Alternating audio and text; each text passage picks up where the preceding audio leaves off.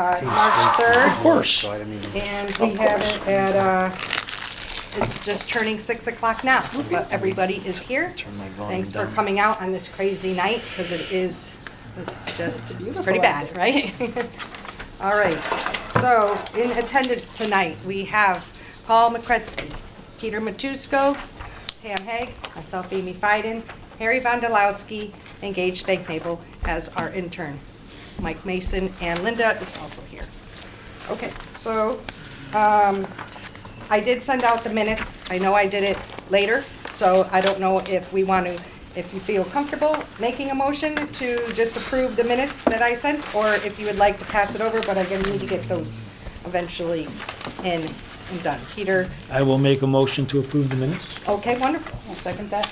All right, so we have a motion to approve, and what are the minute dates on that, Peter? We have the dates of February 4th.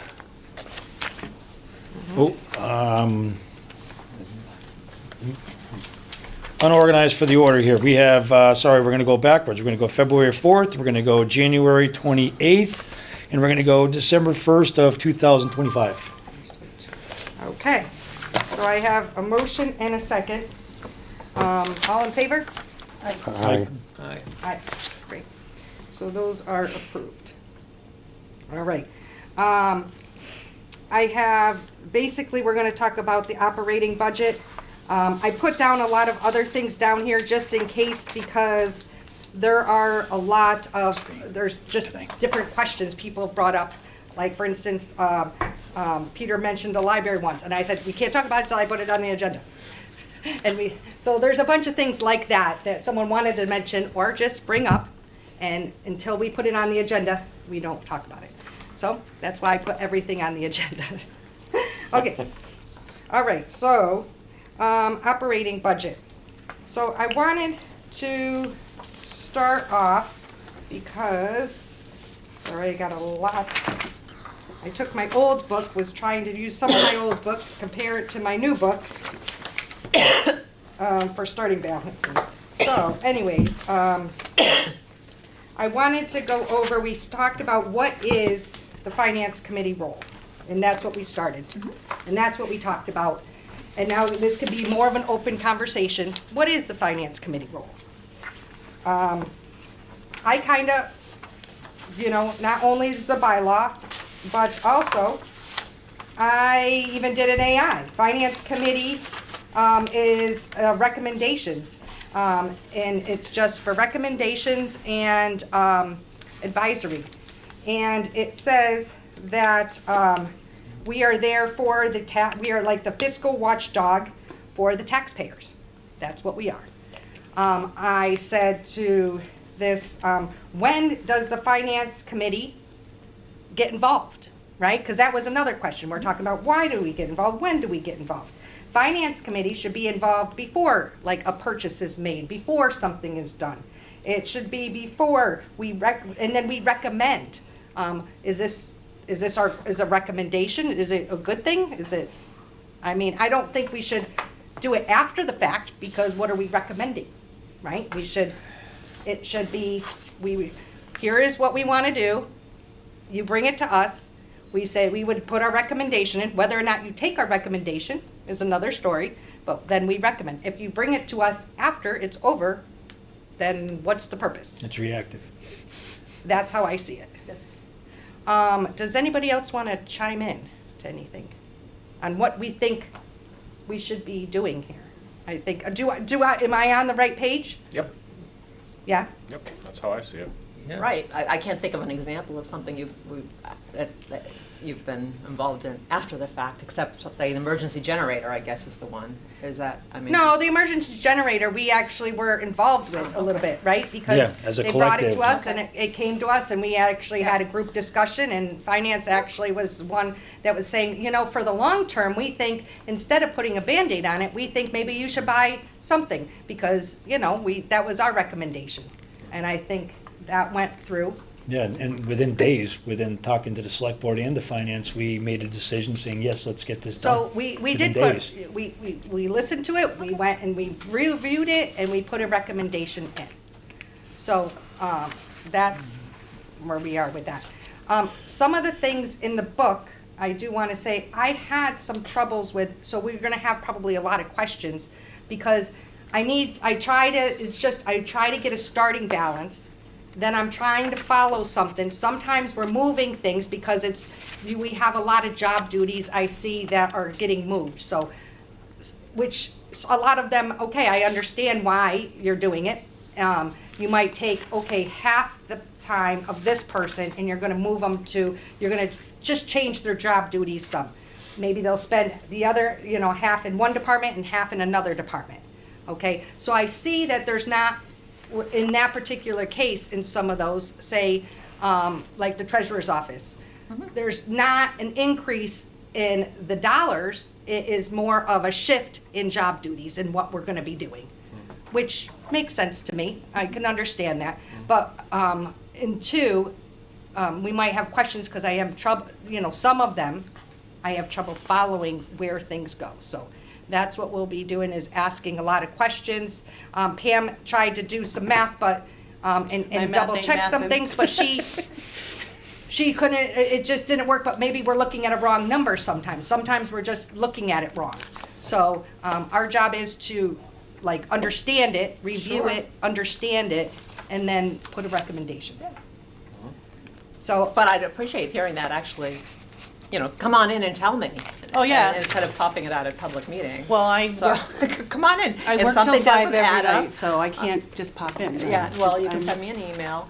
I mean, I think that we'll all move along better if you communicate what your concerns are, and then we can have the answers in time for the meeting. well, I mean, So, as it goes if I've got, through, for example, a chart where really something doesn't add up, I mean, I'd like to fix that, and I Well- can get everyone out a corrected page. well, we could just be looking at it wrong. Yeah, right. Linda. All right. I'm not saying. My first you're- time looking at it, so I might not Okay. be All making right. A and B equals C might not be the We way just it have should be. questions, so Okay. it's not that we're saying that you did it, or the math, a lot of it's the computer, so it's probably not the math. It's probably us Us just. My understanding. formulas. Well, I'm just saying, it's probably us not understanding where that number came from. So that's what it's about. And when and as we go, it's just, some of us have more questions than others, and we'll just, I don't know, Linda, do you want to take us through a certain spot, or? No, I think that the by-board meeting, I think I went through the entire thing, and that was the point of it, to give the full overview, and I hope you had a chance to catch up with and watch the meeting, because it really was, we went through right from the beginning, the 100s, right through the rest of the budget, and tried to point out, and that's what was different about the budget book this year. There was a lot more in the text of things that were happening different in departments than had happened before. I like to do that each year, sort of to give you a heads up on each one. There were a lot this year. That was a lot of work to do in a couple of weeks after the decisions were made. So, I mean, there certainly is. We were making corrections right up to the last afternoon. So it certainly is possible that there are things in here that need correcting. We are very interested in your feedback and your questions, and maybe we just launch right into that. Okay. I'm guessing we saw Jennifer sent out a list of the dates that we're gonna be meeting. On those dates, that's just the by-board meeting. I'm guessing we need to make dates Yeah. for each department head. Is that the plan? I believe that's how we've always done it. That's how you've Okay. always done it. And if you don't, normally, I shouldn't say normally, maybe the last 2 or 3 times I've gone through this, I know that the teeny tiny departments probably, you offered if they wanted to come in and talk about it, but there was very little change in those departments. Unfortunately, this time around, there's change in almost all departments, one way or another. Yeah. So it is probably gonna take a little bit longer, so I liked how in the past, Amy, you guys have chunked them together. Yep. And I know that it's a long night when you do PD and fire department and dispatch all in the same night, but feel free to kind of break that up and move things around, and if you wanna put a big department with a small department or something like that, have at it. However you wanna do it, we'll make sure folks are here. But, Okay. yeah, unfortunately, we're not gonna be able to skip the teeny tiny department, maybe Park and Rec, probably. I- Probably be the only yeah. one that won't. I think a lot of really- department heads want to come in Oh, yeah. and express their concerns. Yeah. I mean, I think that there are a lot of concerns with this budget. Yeah, So and you even can Park and Rec, imagine. even though she's only one person, I think it would be even good for her to tell us what she's doing for the town. What is she, you know, we would love to hear what, you know, she brings happiness. She brings stuff that is enjoyable for the town, right? And so we need that. And so, We could have her come more than once, if you like. so I think that that is a good one to have. Okay, do you want to do that, pick some meetings right away, or do you want to just save that to last? Can we just pick some, I figure we could just pick some dates. Do it. yeah, can we Go do from there, that just right do away? that, do that first. Do it first, yeah. Oh, I don't have my calendar. Shoot.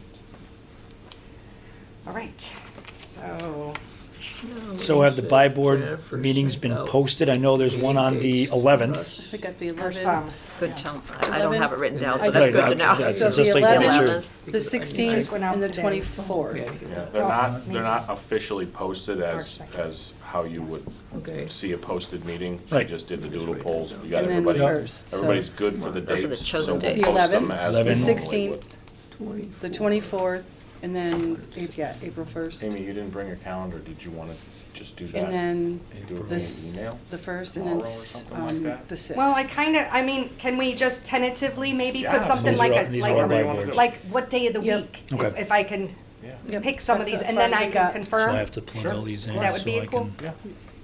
All right, so, I know, Peter, are you done with basketball? I'm all done. Okay. Finally, done. So these are these 3, You gotta come up with and then another the 1st, excuse or now. those are the buy board So- meetings. You gotta come up with another excuse. When will be the first that we can meet with someone? I mean, maybe the 9th, could we meet with, Mhm.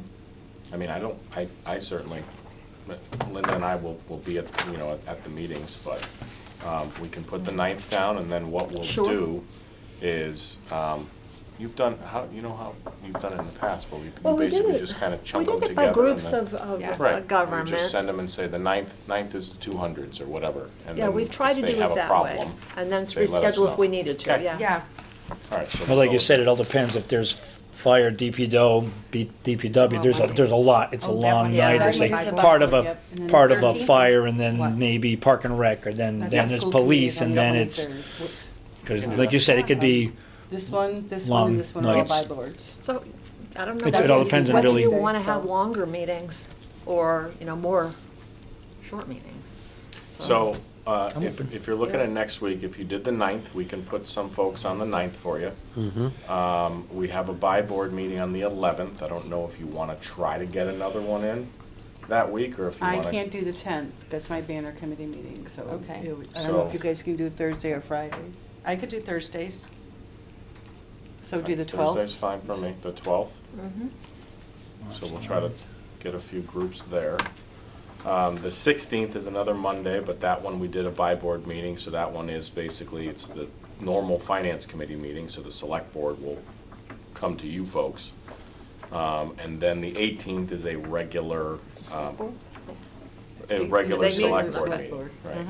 So, you could do Tuesday, unless some people are all going out to drink green beer, Yeah, or Thursday, the 19th. 17th or 19th.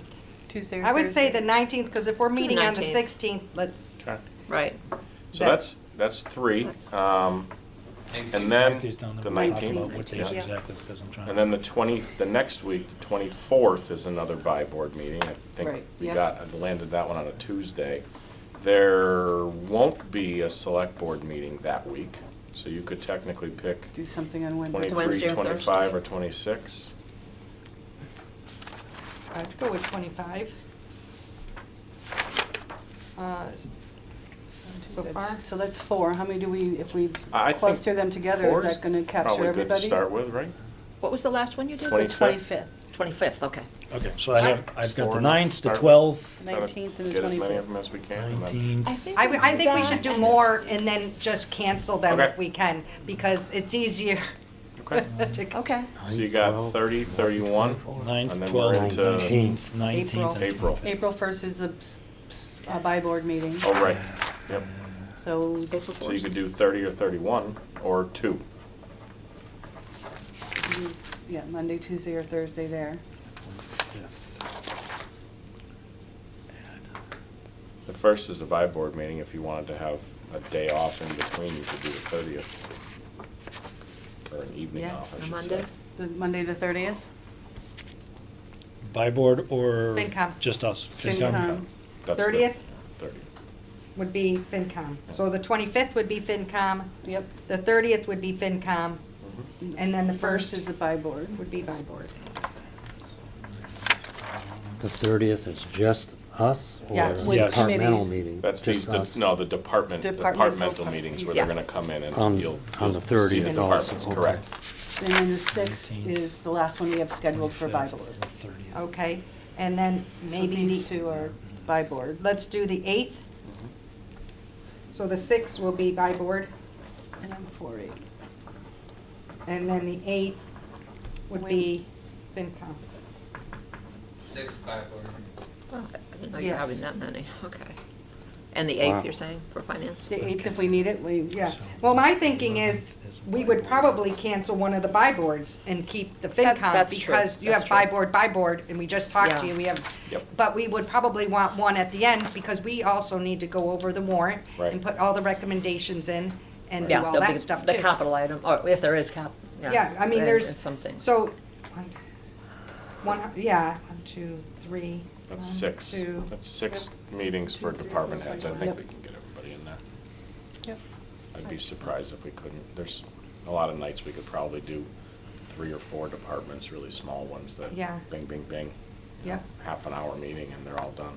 Yeah, And if worse comes to worse, we're gonna be seeing each other a lot over the course of the next month and a half, so we can always add a few more. so, everybody have these numbers out, that sounds good? Okay, I've got for just the FinCom meetings, I got the 9th, the 12th, the 19th, the 20th. Hold on, the 9th? 9th, 12th, No, let's do it again. The 9th is FinCom. yeah.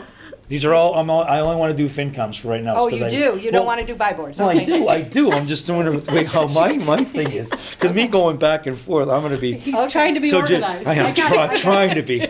So for FinCom, the 9th, the 12th, the 19th, the 25th, and the 30th. And then April 8th. April Oh, 8th. okay. All right. April 8th. April 8th.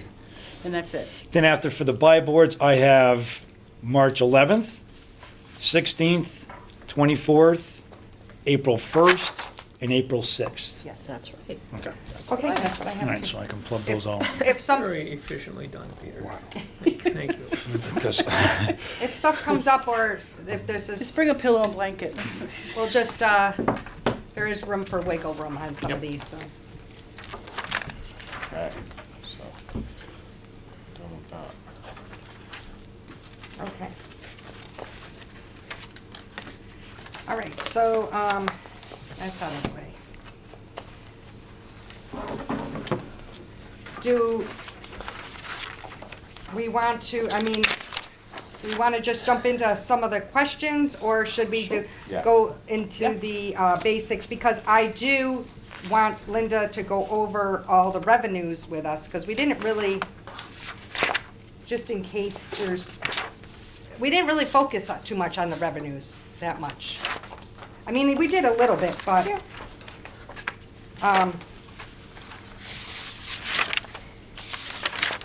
the other thing is, one of the things I find, and I don't know on some of these, if it's ever, we used to do it, and I know that we took it away, but I so much miss it, is the percentages, because I kinda constantly am on my phone trying to make my phone tell me the percentages of everything.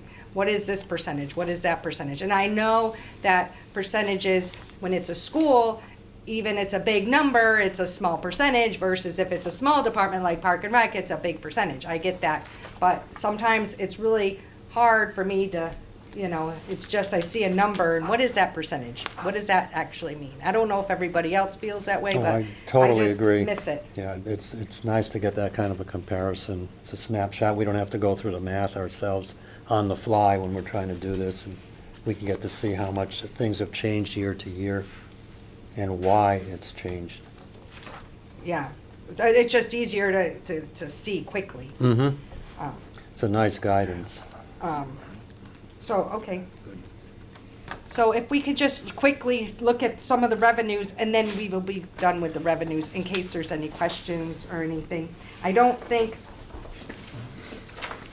like, too, because we have some new people, it would be great to understand some of these.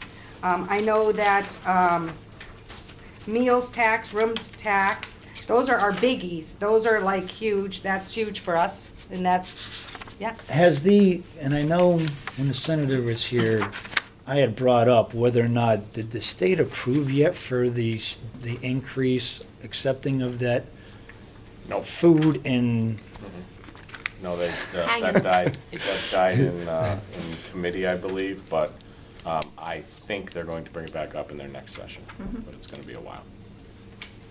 okay, thank you. For some reason, I thought I heard, and maybe it was, I thought it was in one of our meetings, and maybe I missed it. I thought that the rooms tax was a little bit lower than expected, but it seems to be higher. Our projections are going up higher. And they are going up higher. We are not losing on rooms tax at all, or it's low. I thought I heard that. Is that no? Because the new hotel opened up? Maybe it's higher? Okay. I don't know. Oh, Just right ask. here. Right here. Yep. Right here. Yeah. Okay. Nope, for this, the adjustments were made when we do look at the revenues halfway through the years, and we see where we were at the prior year. That's what the charts are at the beginning. They're for general categories. You won't see it for each item, but I have it for each item. So I could see certainly that compared to the prior year, the rooms taxes are continuing to go up. Not the same with the meals tax, they were leveling out. So the rooms tax were the ones that were continuing to increase, although we only increased it by 100,000. But we kept meals tax pretty much the same. Well,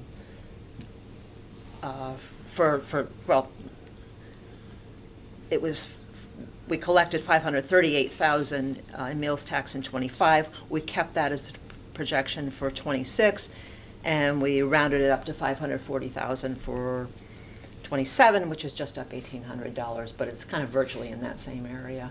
So it's not increasing the way rooms, and I don't know whether rooms is it's a combination of two things: the number of rooms that are being rented, obviously, but also the price of those rooms, Right. because it's a Yeah. percentage. So, and I don't think you see that same variation in meals in Hadley. Right. So because of, I'm looking at the inspections, that they're still way down, do we have an alternate for the building inspector? Is Mike still, I know he's going about 10 different ways with the fire chief of his inspections. And I'm sure, I'm expecting him to have delays because of what's going on and because of what he has going on. But do we know, is it low because of all the inspections of all together of the, underneath the building, gas, electrical permits, receipts? Or is it also because of the fire too? Or is it all combined together that we're seeing more of a collective of ones Yeah. not collecting more than the other? The building inspections department is probably the main contributor to the drop, but as you mentioned, the fire chief is under, a lot of pressure to be able to run the department and doesn't have the personnel to do as many of his inspections. He's keeping up with it as best he can. Electric and plumbing are pretty They're well on a par with the online. prior years. On par Yeah. with prior years. We've had multiple discussions with our building commissioner, and there's a couple of different factors that he has referred to. He has suggested that there just isn't the amount of work coming in as there was prior. Unfortunately, I don't know how accurate that is, just because, I wouldn't. But one of the other things that he has suggested is that being a brand new building commissioner in a new town, it does take time to be able to understand the commerce and bring in more money. Regardless of the reason, you should be aware that that is the main, that's the department that, you know, has brought in a lot of money in the past, and we're just not seeing it this year. The gas and plumbing and electric, and also weights and measures, and that's pretty stable also. If anything, that climbs a little bit, so those areas. So as Mike said, it's the building inspections. And you're gonna see some changes in the budget for that reason. So Okay. we're trying to sort of change the focus and attention on what's going on. Well, we also can't afford it, you know, without bringing in that revenue. It's one of the reasons that our gap for the deficit has grown larger. So, on penalties and interest, what is that? Is that on, where do you get that, penalties and interest? It's across the board. That's probably about 5 or 6 different categories of collecting interest. Most of it is through the collector's office. So that's on Yeah, your regular tax bill right, or right. whatever, okay? Mhm. That's the collector's office. Can you explain the pilot to us for the new people? We have estate property. Pilot is payment in lieu of taxes, and that's some of the estate properties.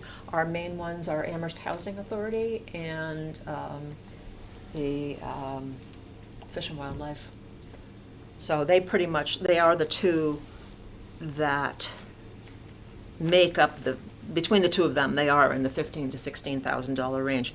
The reason it's low in '25 is because, I don't remember which way it was, but Fish and Wildlife, I think it is, just missed the fiscal year.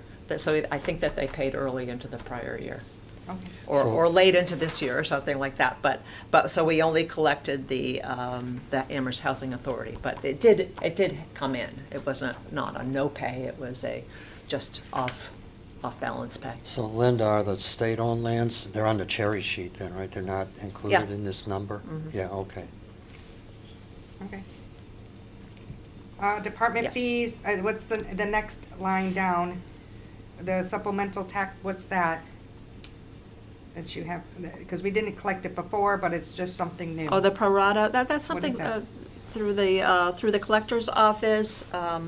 I honestly am not sure. It's something that pops in from time to time, and she lets me know each year whether she thought would something would be coming in. Do you want, not one, Paul? That's usually if a property gets converted over from exempt to taxable, and there's a prorated amount. You know, in that instance, it would be exempt, and then it becomes taxable for some reason. Mm-hmm. Okay. It's very unusual, actually, to have that happen. So is this a one-time And- thing then, for, It could happen on a regular basis, but it's nothing significant ever. okay. Then we have the rollback taxes. That's when property comes out of APR, right? Or And 61. And 61A. 61A. Okay. 61A Yeah. and APR. Yeah, so they pay back. That's when they come out, Mm-hmm. okay? Let's see. The select board down 10,000. So what are those select board receipts?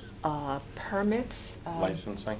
And licensing, yeah, and there are a few establishments that have closed this year, and a liquor license that was not. Gaming licenses and liquor licenses And and, the businesses stay the same from the year to year. We know the fees we just roll that into the next year, and then we find, we hope when a liquor license isn't renewed, or that someone else picks it up, and it's not always the case. So Right. we found, I think that there's one open one this year Mhm. by the time the renewals happened.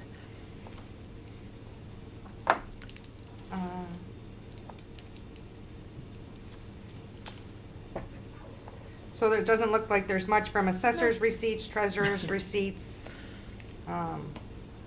So nothing, Clerk receipts for $5,000? Going down. Yeah. oh, dog licenses Dog and stuff licenses. like that. Oh, okay. she's, I think she increased her dog license Yes. fees. I don't know by how much. So it may not, it may be higher. She doubled it, or something, instead of 5 and 10, I think they're 10 and 20 or something, depending on the kind of dog. And birth certificates, marriage certificates, doing business certificates, a lot of certificates. Yeah. And licenses and various things that run through the clerk's office. Oh, okay. And they were down. She has raised some rates, and so we were, she thought she would be, she thought, you know, each of the departments, by the way, they participate in these estimates. So Okay. we have some back and forth, and even halfway through the year, you know, and checking in, you seem to be lower this year than last year. Do you think you're going to make it up or not? And that's when it was clear from the select board office. She said, no, we're not going to make up those. The time has come for renewal, and it didn't happen. So probably not going to make it up. And then on the other hand, Board of Health was a little low. They thought they would make it up. Now with the Asparagus Festival not happening, that's going to be a dip there. What we collect is very much tied to the health of the community and the activities that happen here. So. Why was that canceled? The Asparagus Festival? They canceled it. Or they not, this is not the town, this is a P- community that, PBS? P- Yeah. whatever it is. Yeah, W- Yeah, public B, Yeah. whatever. radio. Yeah, they canceled it. They had Yeah. I think they had a rain out last year, and they kind of took a drubbing because of that. And they have decided that either the venue isn't going to work for them this year or in the future because it's getting too large, or they're not making enough money on their event that they decided at least 1 year to not have it. Whether it's going to come back Yeah. again, I don't know. oh, okay, thank you. But Boys Verts is gonna have one this year of some kind. Oh. And it's actually gonna be during asparagus season, I believe, Oh, good. or closer to the beginning. Really? So, under the police receipts, where would the detailing be? Is that, Like for police like you details? mentioned, each police car gets $50, and Uh-huh. then we get a little bit Yep. for each detail. Would That's that be that's in here? this one, police receipts. Yeah. That's in the police That's in the receipts. police receipts. So that line right there is the money that the town makes for each detail or road job or whatever you want to call them that Okay. the police officer is doing. It's for cruiser fees, so the Route 9 project, one of the reasons that we have all the old crappy cruisers hanging around a little bit longer is because this job is taking forever. And we don't want to put good cruisers on the road and let them run all day long. They require cruisers with lights on, so we've been hanging on to those cars. And every detail that an officer works, we are able to charge 10% per detail, which is where this money goes. So it will drop once the Route 9 project is done, but over the course of the last few years, it's been around 100, somewhere around there, that has been brought in because of that. Okay. And then the court and local fines is also a police department Right. revenue source. It's not citations. I don't know where that actually goes. It's It's, our kickback. yeah, it's based, so From the what, state. right. From the state. So essentially what it is when you charge somebody with a crime, generally a minor offense, not a felony or anything like that, oftentimes it'll go to what's called a show cause hearing. And when it goes to a show cause hearing, it goes in front of a clerk magistrate as opposed to a judge. Clerk magistrate will hear the case. We have one of our lieutenants is assigned to handle all the magistrate cases, and oftentimes the penalty will be reduced to a fine as opposed to a criminal disposition. When it's reduced to a fine, the town gets those costs. So generally, that's where a lot of that comes from. That's not speeding tickets, though, that I don't, again, I'm not 100% sure where that one comes from, because that one is handled very differently. When you write a speeding ticket, it goes to RMV, and then RMV breaks it. It goes through the whole court process. Sometimes they're reduced, sometimes they're adjusted, things like that, and then it will be broken, and the state gets half, and the municipality gets half of whatever's left. So there's really no telling what the ticket was written for, what it actually ends up becoming as revenue. So that one's a little bit more strange, but those are 3 different revenue sources technically that come in for the police. And for the rest of the detail, because this is just, as Mike just explained, the administrative overhead for use of the car and all, the invoice that's paid is really much larger, but it goes into a revolving account. And the officers are actually paid out of it. So the payment of the officers who do the detail is not a town expense. And when that bill is paid, it's not town income. So you only see here for detail these administrative overhead that the town Just collects. the 10%. 10% or any And of the the cruiser $50. charges, Yeah. right? Yeah. Yeah. So that's straight revenue that the town's. The other money, it's just a wash anyway. Yeah. Yeah. In and out. Yeah. And it's Sure. paid by, as Linda said, it's paid by the contractor. It's not paid by, Right. Yeah, right. tax dollars. Yeah, well, a lot of money moves through that account. Well, It's, especially when we have a project, yeah. Especially with a project like this, it's been crazy. And the final one is the 30,000 for the ambulance rebate. What is that 30,000 for the reduction. for the rebate? At this point, the way we have continued to do that, the contract itself went down. Mhm. So we're not going to get the rebate back if the contract is down. So. Oh, gotcha. So the 30,000 came out of the revenue, but the 30,000 also comes out of the budget. So Got it. Again, that's a wash. That's what the but it contract has to that show Action up. has with the town. That's, Okay. that's right. Gotcha, okay. That's right. So if we meet a certain income level with their claims and everything coming in, then that we get that money back. That's right? Yes. Yes. Yes. And We we- pay the contract, then they track it, and we hope to get all of it back, but we wouldn't get more than that back. And we have in a couple of years gotten less than it back. But less in years that contract's been up to, I think it was like $237,000 a few years back. 237,000, yeah. And we even made that back the first year. It was, but then the next year it was lower. So our collection on that depends on Action's collections. Are you seeing less accidents now that the suicide lanes are put in on Route 9? Do they actually know how to use them? You know, because I that. don't know if I would say less accidents, but what I can say is I can't say that the suicide lanes are the reason that there's less accidents. I think we have a very similar amount, but I'm not sure that those are helping at all. It take a while to get used to. I've seen people use them properly, and I was, pretty impressed for a few people, because most people understand that you can turn. That's what the lane's for, but a lot of people don't understand that it actually should be used as a speed up and entry lane as well. And I've actually seen people do that, pull out, get into the lane, get sped up, and then get into the actual travel lane, and I was just amazed. So, I'll take it where I can get it. Like an on-ramp. Yeah. So Okay. there's your revenues. Revenues. Anybody have any more questions on the revenues? It's kind of a bummer. Thank you. Yeah. I know that it wasn't as much on that, but a lot of what are they? We need reminders on sometimes, and I know things get moved around, so it's good to explain that to us. Okay. Okay.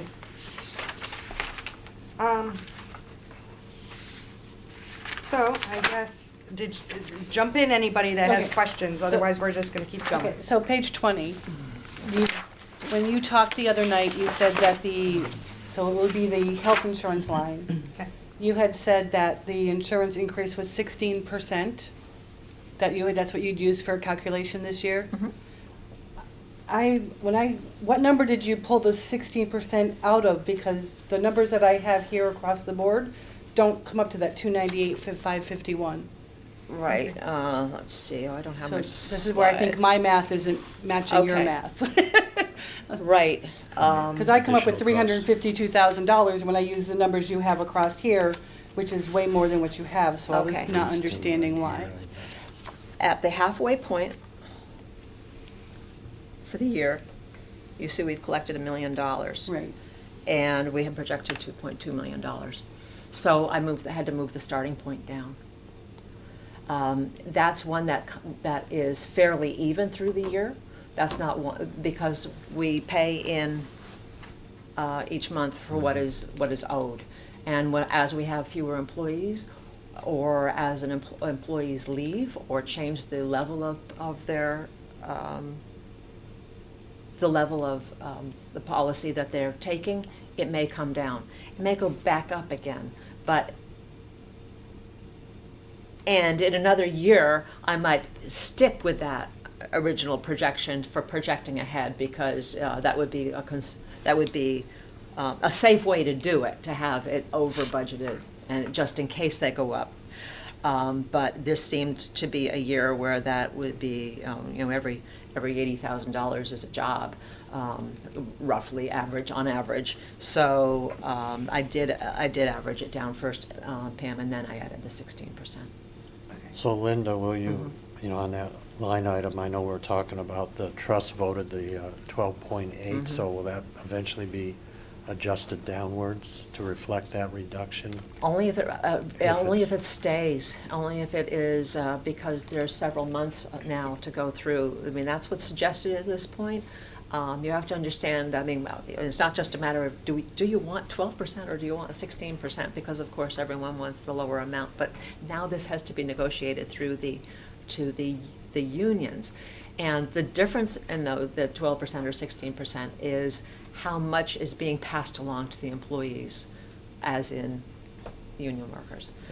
So how do you get that through? What's their change in benefits is a significant change in the in co-pays and other.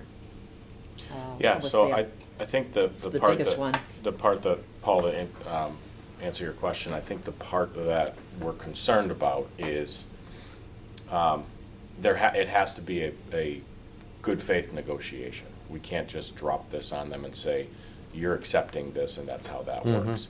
There's going to be another side to it, right? We have to, they're going to be asking for something to allow them A gimme. to help pay for whatever the costs are.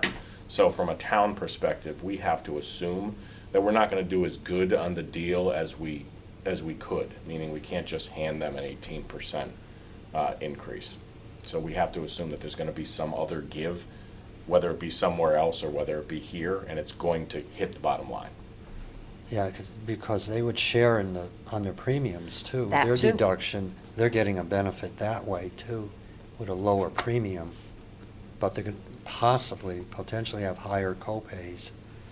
And Yeah, there's no depends way on- they can lower the premium without increasing a copay or So one of the other. It depends on their Right. individual utilization. It really does. An individual or a family of 2 or 3 versus a family of 6, and when you're paying co-pays, make a big So difference. one employee could benefit Mhm. from this and another could be hurt by it. Yeah.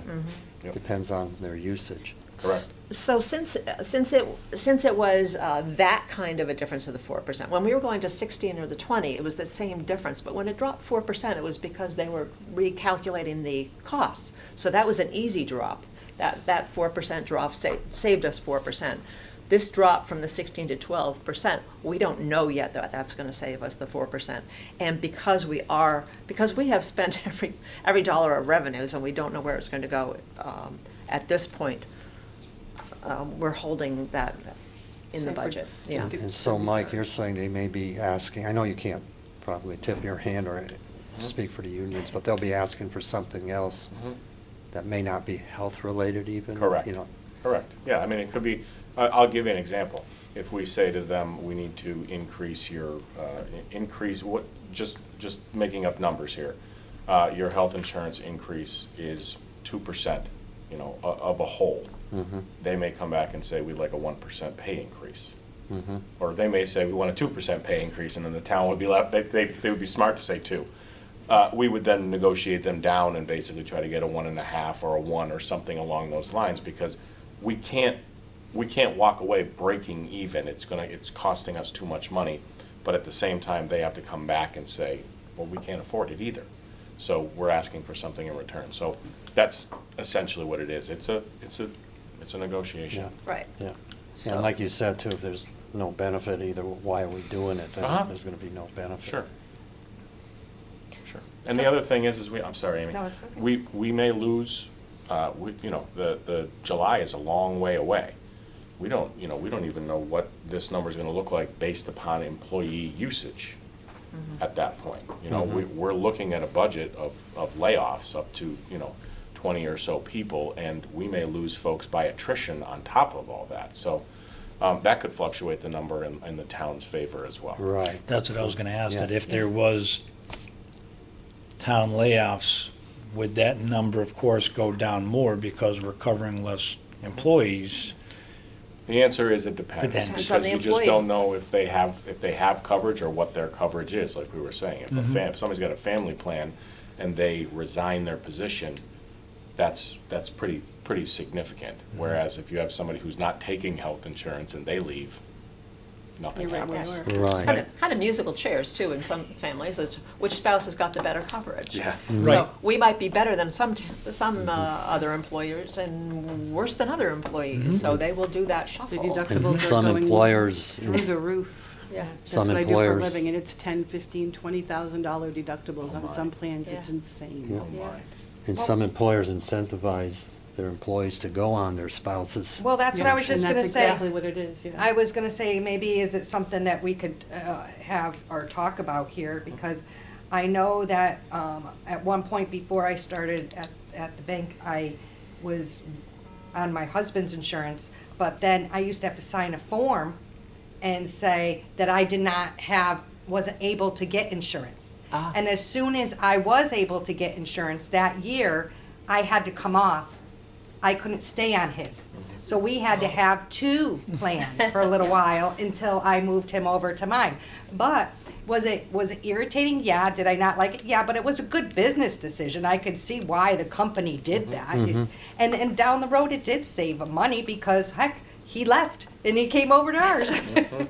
So Our company just said that, we have, Did that if you're married and you want your spouse to be on your plan, it's an extra $75 a week to put your spouse on the plan.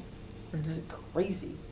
well, I'm just saying that maybe Yeah. we can look at some of these things and say, okay, to compensate for, and I did see that even on Facebook, some people were saying, I got rid of my plan, I went somewhere else. So the plan, maybe it wasn't as good, and so I even think that some employees were dropping it. So I'm curious to see how many employees have dropped that insurance, to see, whereabouts are we? Are we in better shape? Yeah, and I was also wondering too, along that lines, Amy, is, of this total gross figure for health insurance, has it ever been broken out?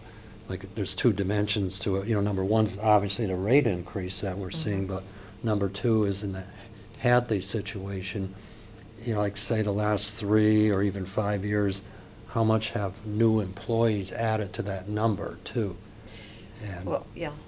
I think I can safely say that 200,000, that drop that we see is not all employees leaving. I mean, that's not because we hired before and now they've been laid off. It is more complex, and you're right, there are the two parts of it. So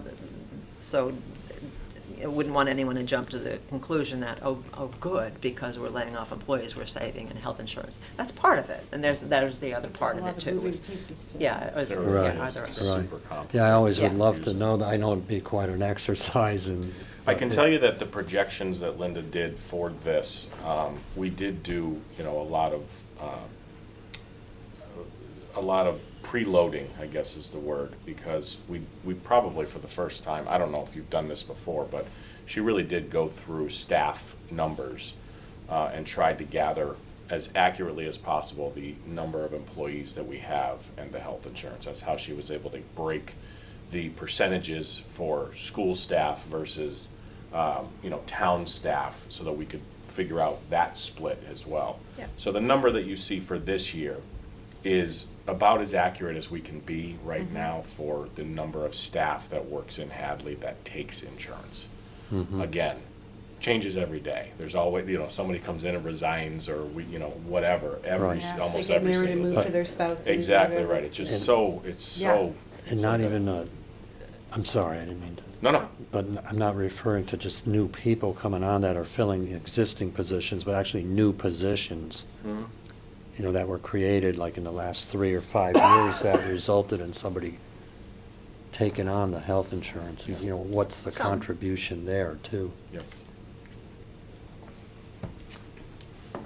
Okay. I guess keep going. Mhm.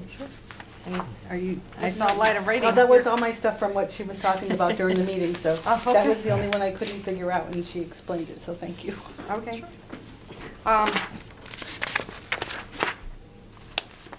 Let's see. All right, so I have, unless someone else wants to jump in, I have a lot of questions on 24, on the select board, town administrator spot. Oh, yeah. So, on most of these, like the HR, and a lot of these where we see they were something and then now they're at zero. We see that when we had the money, we see that it was, here it was, and now it's at zero. Now, we reallocated that money. It's not like it's not in the budget. It's, okay, well, we need to move some of it to town administrator. We need to move some of it over here. So it's reallocated, right? So that one went to zero, but now it's showing in other spots, In part. in parts. Because, Right? because we still had a savings in 100, so that was, our eye was on trying, and we still saved 130,000 in the general government. But, so, some of it went over, but we did save money So, overall. one of the questions was, these line items are a little bit different than the Yeah. last year's line items too. And so, I don't even know what some of these are, and we did have we had the town raises in there.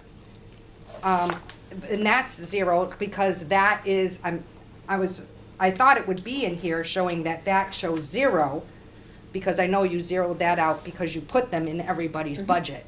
Yeah. Okay. Yep. So that's what it was last year. This year, it's we have not hired some of these positions yet. We don't have a new town administrator. We don't know what it's going to cost. And so that, quite honestly, is we may need it. And so that money may well be released when the positions are filled. Because neither of the top two positions are filled at the moment. Well, the top one, we've had that in there, even though we didn't have it filled. We still we still been carrying Yeah, you the town noticed- administrator. You noticed I brought it down. Yeah, Right. Hopefully. So, But you Yeah, also but you know added what? $100,000. $100,000 Sure, for an assistant town administrator. which is the HR. They moved the money Move from over. HR over here. Yes, and so with shared support and just a different way. This is, I know. So when we have a full-time town administrator, are we still gonna have that assistant town administrator? Because Yes. we've never had one before, when Nixon was in from 2005 to 20. Correct. And he did the HR, he did the negotiations, so now we need an assistant. He did the finance budget too. And he did the finance, book. and I he know. did the book And too. insurance. So we're, And and the insurance, insurance. so we're adding an assistant for something of the requirements of that position in the first place. So why are we doing that when, after you're gone, and we have somebody else as full-time, Yeah. now we're paying for an assistant for somebody that was supposed to be those responsibilities, I guess we'd wanna call them, for being hired for. So, I'm saying we're adding another $100,000 for what? Okay, understand, the former town administrator works 7 days a week. He brought his work home and he worked there. Just, I think you knew him. Oh, yeah. Yes? So that's kind of what we're dealing with. When you have someone like that, and I'll tell you, that's not the only position in town where you're gonna find this. That person leaves, you can't fill it with a single, you just can't do it. Sometimes you don't know what you got till it's gone.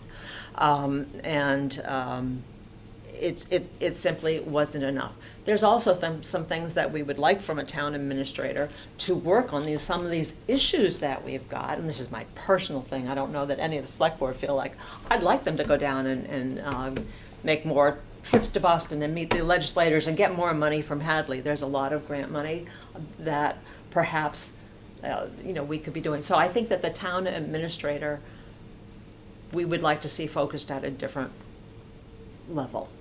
And the assistant town administrator then picking up the HR position. You have to understand, there's a lot more HR work than there was 5 years ago. There just flat out is. more issues. Look, how many new unions have we had in the last 5 years? Two or three new unions in the last 5 years. Every one of those requires negotiating contracts on a regular basis and negotiating issues that arise within those contracts. And more employees we've hired since 2020 also. And now we're going So my thought was, until we get that position, or when we get that position, to hold out on that 100 grand to seeing what those abilities of this person, what they can do, and then say, okay, we'll get you that assistant, potentially maybe part-time, instead of automatically giving them an assistant that's making not much less than the full-time town administrator. Well, the Well- problem is that you've already gotten rid of HR. The HR. Okay, department's yeah, already I gone. forgot about that. So Okay, the no, work- you're right, the work okay. needs to go Okay, somewhere and it okay. can't go to me. No, I'm not saying, I'm saying when you're gone. You got 7 I'm days. saying So- when there's a full-time So guy, I guess what I'll say person. is I can't say too much, but what I can say is that my hope is that these changes are imminent. Here's the problem, and I get that it's important and we need to work on this quick. And I understand that a lot of it falls on you, and I'm sorry about that.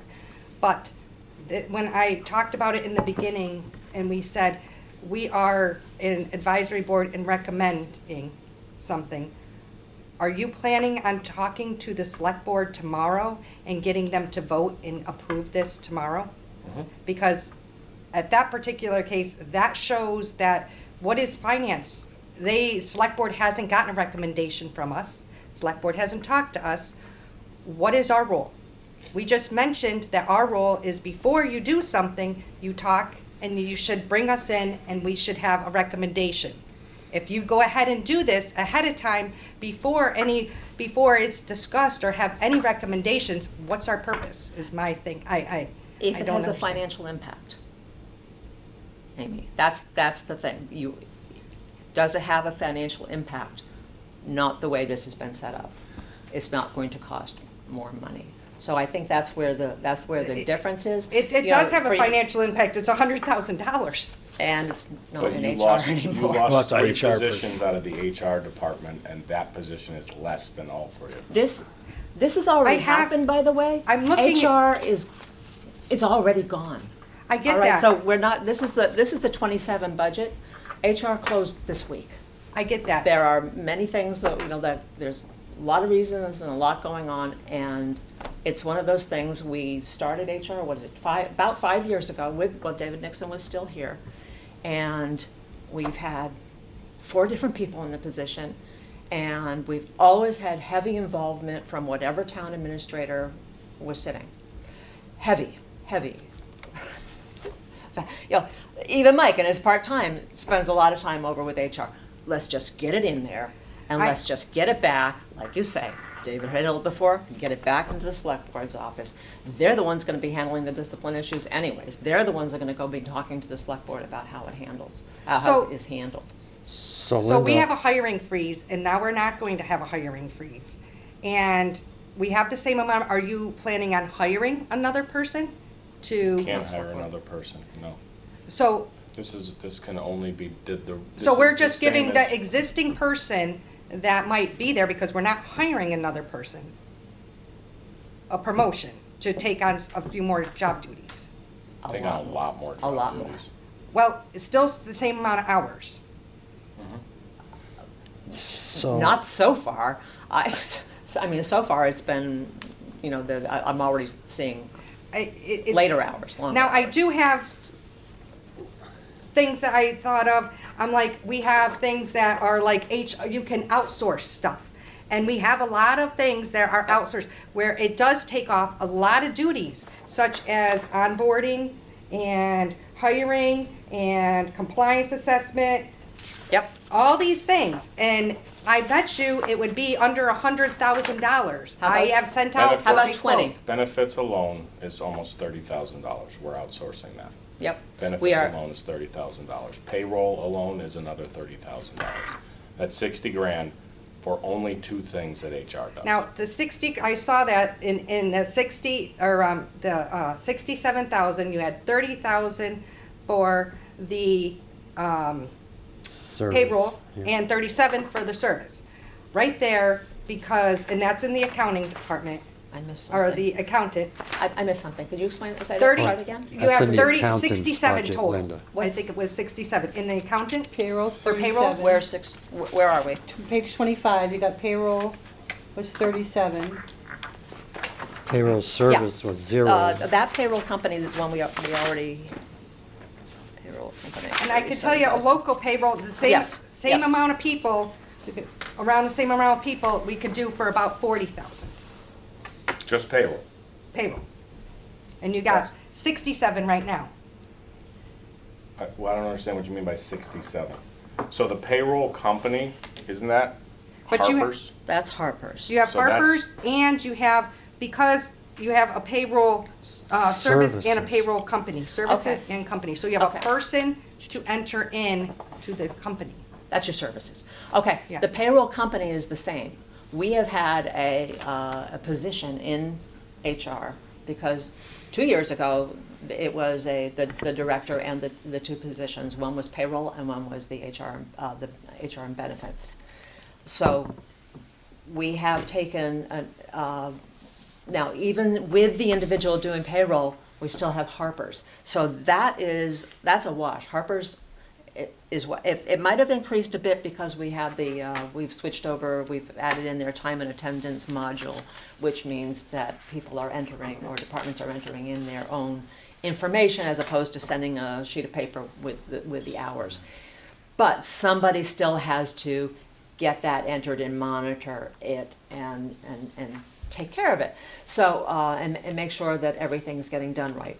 30,000 may be high for that, Amy, when this is. Well, I it just may think be. we could bid out some of this stuff. Oh, I okay. think it could But- go but out hang for, like a bid. Okay, so that's one part of it, is doing the payroll. The other assistant, or the full-time assistant, was doing the HR benefits. That, we have our, I don't know how far along the process is, but we have identified a company that, and we will be having to onboard in the next few weeks, because there is a huge job to add to anybody's plate in-house. In fact, I'm scrambling. That's why I spent half of today That's on why a lot of HR. this, the company does that. Yes, So that's the HR contract services, that's the 20 grand over under town that's treasurer? in treasurer, because we are going to be responsible for overseeing that. You know, when it comes to get that, you know, dealing with the Hampshire County retirement system. I drove over there yesterday and brought the report. At some point, we are learning these things one by one, and nobody wants us to be efficient more than those of us doing this work. I promise you. I If know, there's a I quicker, agree. easier way. I'm just, So- I'm, We will move to this company, but we have to move with a clean slate, where we have to know what it is that needs to be done, and we have to move it over there. They probably, in some cases, know more than we do. I mean, we, as in the people who are picking up the pieces here. And we will be working with this company to onboard to them in the next few weeks. And hopefully, at that point, when a new employee comes in, a replacement employee, don't get nervous, that they can then log right into the system and enter their information and say what benefits they want. And then there's somebody there also who can take a phone call and deal with them. So that will move out a major component. That's going to be more in the area of about $20,000. Now, someone still has to be available to talk to them in town hall, but not nearly to the level that it has been. So we moved that out. We have the payroll part of it. We're still using Harper's. Now, the company that we have can take that on, but Amy, to make that kind of a leap at once with one company is just more than I think is wise. We are going to have to take this in steps. We are going to see how it's going with the HR part of it. And in order to move the payroll part of it, which I think we have a quote on it, it was not better than Harper's, although the interaction would be better because it's the same company. So, so our accountant is now dealing with the payroll company and dealing with our employees as the interface. You need an interface between the employees and the payroll company. So our accountant is handling that now at a contract price of 30. So now you've got one assistant is now being handled by a $20,000 contract. One assistant, the other assistant, neither of which we have anymore now, is being handled by this, by the accountant. And we hope and expect, and neither of these companies, obviously, they're not taking benefits, and they don't have a desk, and they don't have a phone, and they don't have a computer. So this is going to be a savings to the town to be using these services.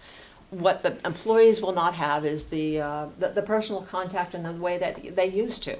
This is not going to be the same way Hadley has done business with its employees in the past. So we're going to have to see how it goes. So before we send 100% off in one direction, we need to see how the first one gets rolling. And I think that, that we're moving in the direction you're talking about, but we're just not making the single leap in one bound. So Something like that. I mean, I can understand that, and I think it's just, we're going from last year, the human resources was at 181,000. We're now going to 187,000. No. No, we're not. No. So, Okay, now you've got the third part of it, is the director. The director, okay, I did the two assistant components, and the third part is what does the director do? And now we're getting back into, that director is no longer overseeing those two parts that have been 30,000, handed out 37, and 100. to the accountant and partly overseen by the treasurer's office, but that's mostly a contract. Now you've got the HR director. That's a lot of personnel issues. You can't put those into a program. You gotta, something breaks out down at DPW, or police station, fire, there's an issue with the employees, someone doesn't show up, then doesn't show up for 3 more days. These are issues that have to be handled in-house by person, by people, ultimately by the town administrator. And they're very time-consuming. They have been handled by the HR director with the town administrator. That's been the difficult part of it, is that they haven't been handled solo. Every time we've had a new HR director in, they're new, and so we've relied heavily on the town administrator. Now, the assistant town administrator is not just an HR person. They will assist in everything that the town administrators do. You can't throw that a complete 100,000 at the HR direction. well, you're going from a administrative assistant or a licensing person to a completely different job duties. You're creating a whole nother level of a job. And now with the assumption of, if we don't have a town administrator, that is our town administrator. That person would be taking and would be the town administrator at that point. Oh, in the absence of. In the absence of a town administrator. That is a highly skilled, big deal and a big job. And that's why it's getting paid for such a big job. That is, and I think adding a job like that is such a huge deal. It's $100,000 when we're in a crisis. You're not just saying someone's going to pick up a few duties. You're talking about a big, huge job. And if this gets voted on tomorrow and it passes, then there are going to be, unfortunately, there will be, I know that the select board is working very hard, and we're working very hard. We're having a lot of by-board meetings. We're going to try to work together and have where it's we're all on the same page. If they don't even talk to us or get a recommendation or go through this with us, and they do this tomorrow, they will not have a board that will vote the same as them. I can tell you right now, I'm already I would not vote for that. I'd be on the other side. So Can I ask why? why? Because it is a big deal. This is an assistant, a town administrator. I think Do you- when we're do in you a know- crisis, Do you think we need the job? Do you know if we need the job? Do you know if we require the position? I don't think we need, I think that How do you not know? How do you- I how do you- not believe how we've been doing things in the past, I don't believe we need an assistant town administrator. Have you ever asked me how I'm handling the job? Well, I've heard, and it's been very difficult because you're managing two positions, which is very difficult to have two full-time jobs to manage. And so and also you haven't done it in the past, so you've been thrown in on quite a bit. How did Carolyn fare when she was just doing one job? Well, Carolyn didn't, not in my opinion, wasn't very good because she had no experience as a town administrator prior to, Most people don't. well, The people there's, that- The people that we're looking to hire Not in for this price range. $120,000 aren't gonna have any experience. well, we have had some in the past that have had experience, and No. the last two prior David. to Carolyn had experience. The last two administrators before Carolyn had experience. There are others that move around from smaller towns that do have some experience, that have done budgets. I You- mean, when we Amy, looked you at were it. on the committee. And there was people with some experience. I was on the committee, and we did see people with experience. I remember the people that had any significant experience bowing out because of the price. We had one person that was high that bowed out, and we had one person that we decided, based on their longevity, to pass. But also, So I guess what I'll I'm what I'll just say saying is that's this. my opinion. I guess what I'll say is this: if you truly want to know how things are going in the town administrator's office, I'd be happy to explain it to all of you. It's gonna take longer than just a finance committee meeting. It is, put the police chief job aside, the fact that I'm doing two jobs at the same time. This job alone has burnt me out completely. I am working 80 hours a week easily, without question. I am up at 11, 12 o'clock at night answering emails because when I want to try to have dinner with my family, the emails from the evening are coming in, and then I have to get to those because if I don't answer those emails, by the time I get to work the next morning, there's about 60 of them waiting for me. And that's not an exaggeration. Every single department in this town wants a piece of me 24 hours a day. I get called from the DPW director, and I'll get a call tomorrow morning at 5 a.m. asking me to shut certain departments down, sometimes all departments down, 2-hour delays because of the weather. From that time of day all the way until I go to bed at night, I am dealing with the problems of this town. This is not the same town that David Nixon ran. It is not the same town. It is extraordinarily difficult to try to get a handle on these things. I understand that people think Hadley is small, but the problems are large, and one person cannot do it. If you want the next town administrator to fail, then please show up tomorrow night and express your disagreement with this additional position. This is not costing you any more money. We have eliminated HR. The problems with all the personnel, the unions and everything come right down the hall to my office and add to the things that I just described to you. I deal with things that I don't even understand. And a new town administrator coming in is also not going to understand them. I have grants that are coming from all different manner of departments. I deal with politicians, senators, state reps, trying to gather money and get money for free for this community. We were faced with an impossible budget, and we were faced with trying to combine as many positions as possible to handle the same amount of growing workload. This was one of the decisions that we thought would help the next town administrator succeed. Do we want the next town administrator to succeed, or do we want them to be here for 6 months and quit and then have to go find another one? I'm happy again to sit down and run you through what my days look like. 95% of it is taken up with town administrator duties. I was at the police academy in training all day today, and I'll be at the police academy training all day tomorrow. And every single break I spent out in the hallway on the phone dealing with some manner of problem. It's not fun. I don't want to do it anymore. It's literally killing me and stealing my life from my family.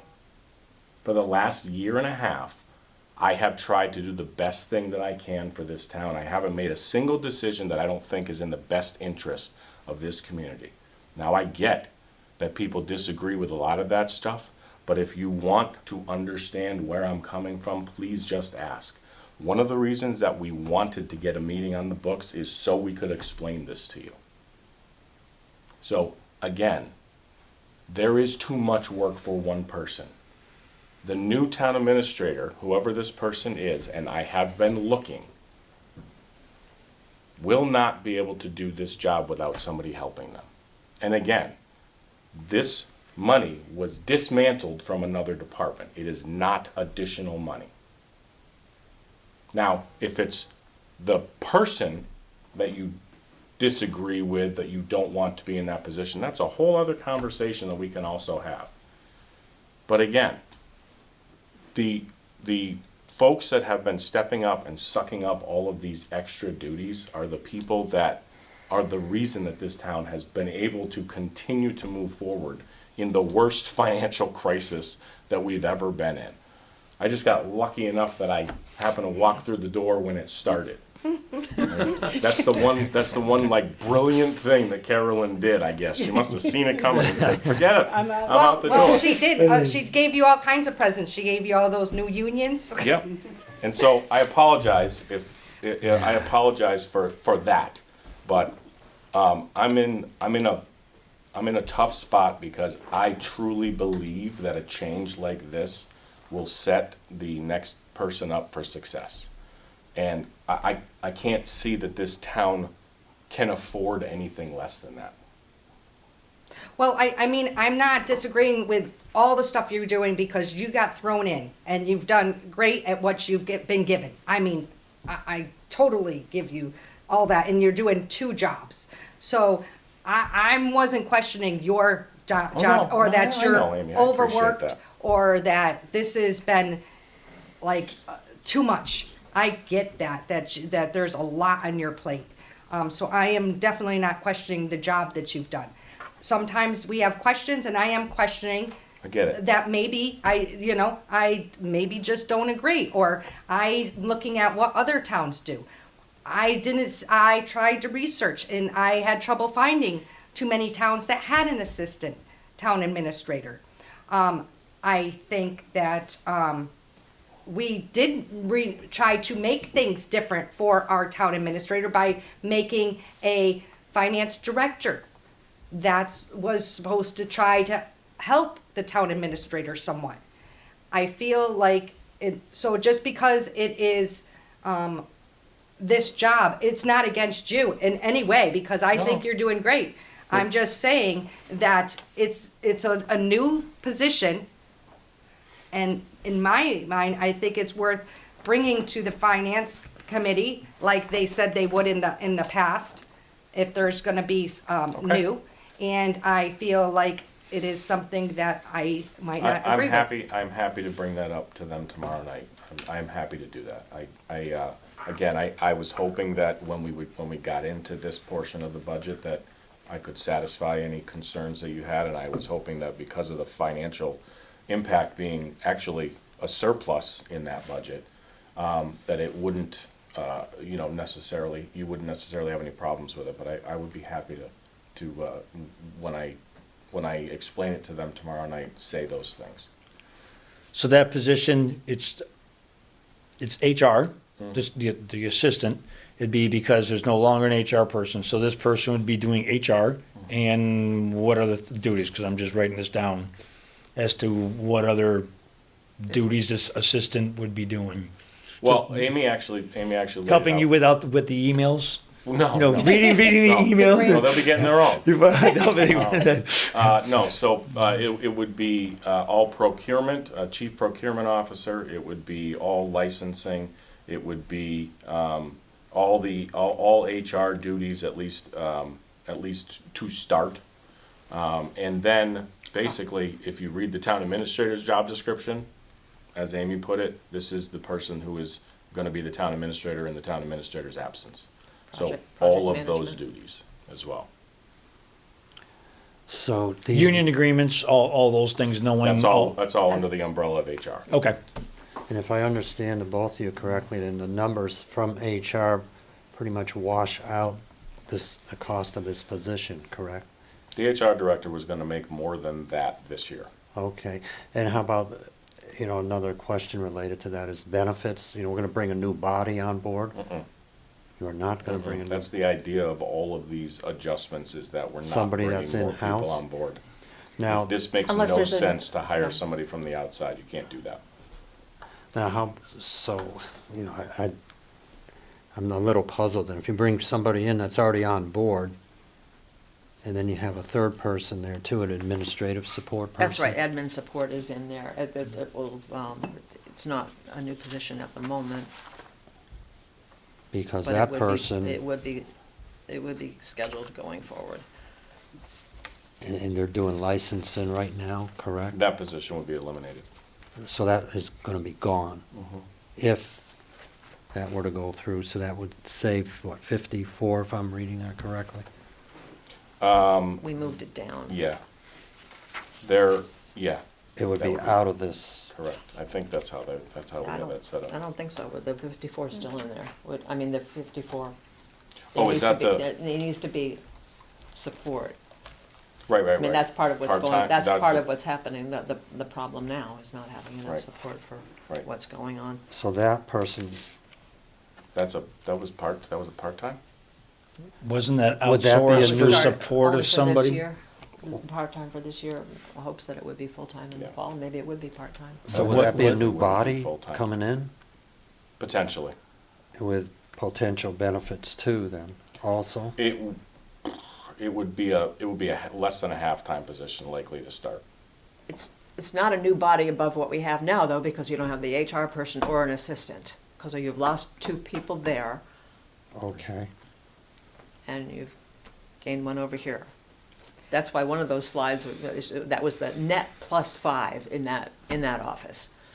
And then other offices yeah. had the And negative that's somebody we're signs. gonna have to hire, aren't we in a hiring freeze? No. This is not a permanent situation. You have to understand, we are laying off Oh, I 10 get to that. 15 people. It doesn't mean that we are not going to be replacing everybody. Is that what you want from a freeze? Lay these people off in the budget and still not hire anybody? Now, We have to, sorry. I mean, the town needs to keep operating. Just, But I thought I'm we were in a confused hiring as to- freeze. this is July's budget. Yeah. Okay, so this is next year's versus this year. Okay. Am I misunderstanding? there was a request, I remember last year, for assistant for the procurement for, I don't know if it was like a second opinion or assistance of $50,000 outside. Capital? Excuse me? Capital request? I believe that's what it was. I Yep. think there was 50 grand for Yeah, we just- assisting. Just talked about it with Paul, yeah. I- Yeah, it was, That's off the table. Okay. architect, engineer. A lot of the jobs that have to go through procurement require architects or engineers, and she was requesting a fund to be able to pull from every single time somebody requested, like Green Communities or any one of the boards or committees requested a job that required an architect or engineer. It's cheaper, it's better, easier to have the money at your disposal to be able to hire those folks to do those. Okay, to do so we'll the, still have, inspections. probably have that same person or that, We don't have that person. Okay. She'll end up having to handle it Okay. however she was before. It's still a good idea to do that, but we actually don't have any, we don't have projects right now. I mean, we're really kind of at a standstill. okay. What is the other select board salaries under there? What job is that? It was at 22,000, now it's at 0. That was asked earlier, and I said that because we don't know what we might need for the town administrator. We don't want to not have an administrator. Or also with other, we don't know how that's gonna work out. Okay. It's at 0 though now. Oh, that one? That's at 0. The other Right, SB okay. salaries. All right, oh, so that's why we were doing it as a half, right, that one's gone, that was interns. Well, we've had a series of interns, Oh, those that are were paid interns? Yep, we have paid interns, and we have support from the rest of town. With someone who floats, that's paid partly out of the select board salary, and that person is, this portion of that job will be eliminated for that person. And so that's why the admin support is not necessarily, it's not a full-time addition to that budget, And, because this one's going. and so the person that is down, the town other salaries, we spent so far 6,500 That's, as of oh, right now. I don't know what that is. I don't know. They might have just been paid out of the wrong line, Amy, between the two. Okay. Or that, I don't know, honestly. Because I see nothing came out of the $22,000 line, Okay. see, year to date. So I think that might just been paid out of the, oh, there's the same account number over on the left. They're both out of 5120. Okay. So. I They were two different purposes with the same account number, and I was separating out our support person from what had been the, I thought it could have been who does our minutes. Yeah. Oh, that's who you're talking about? Yeah. Okay. And so that's no longer in here. correct. Okay. Or, yeah, correct, as a separate person, but we would expect that the admin support would do minutes. That role would still be played by the lesser paid support person. of the Okay. three. That's under the $54,000 that you're talking about. Yeah. It would be Then in that there. might be a little high. We don't know exactly So where that's gonna fall. the 30,000, you're thinking that's just, you're leaving that there in case you need to use it, in case you need to bump up another town administrator Yeah. because 130 is not enough. Quite honestly, if we have all these other figures in place by the time we get to Maytown meeting, that would be extra money then, wouldn't it? So, Mhm. but it would have been, I couldn't put it, we couldn't put it in other budgets at this point, not knowing what was going to happen with this department. Okay. And HR and how this was all going to play out. This is a lot going on in order to solve some problems in town hall. It has been, A lot of moving parts. a lot of moving parts, is disruptive, and we want to make sure that we've got the tools we need to get to the other side of this, because we think on the other side of this, it's going to be more efficient for the town and more cost effective as well, not just and fewer people actually doing the jobs. So how much, I guess I'm curious too, with all these changes with the payroll and the new administrative assistant, the assistant to the assistant, how much did we save in HR total? If you take all the new positions that are proposed against the now defunct HR department, how much did we actually save?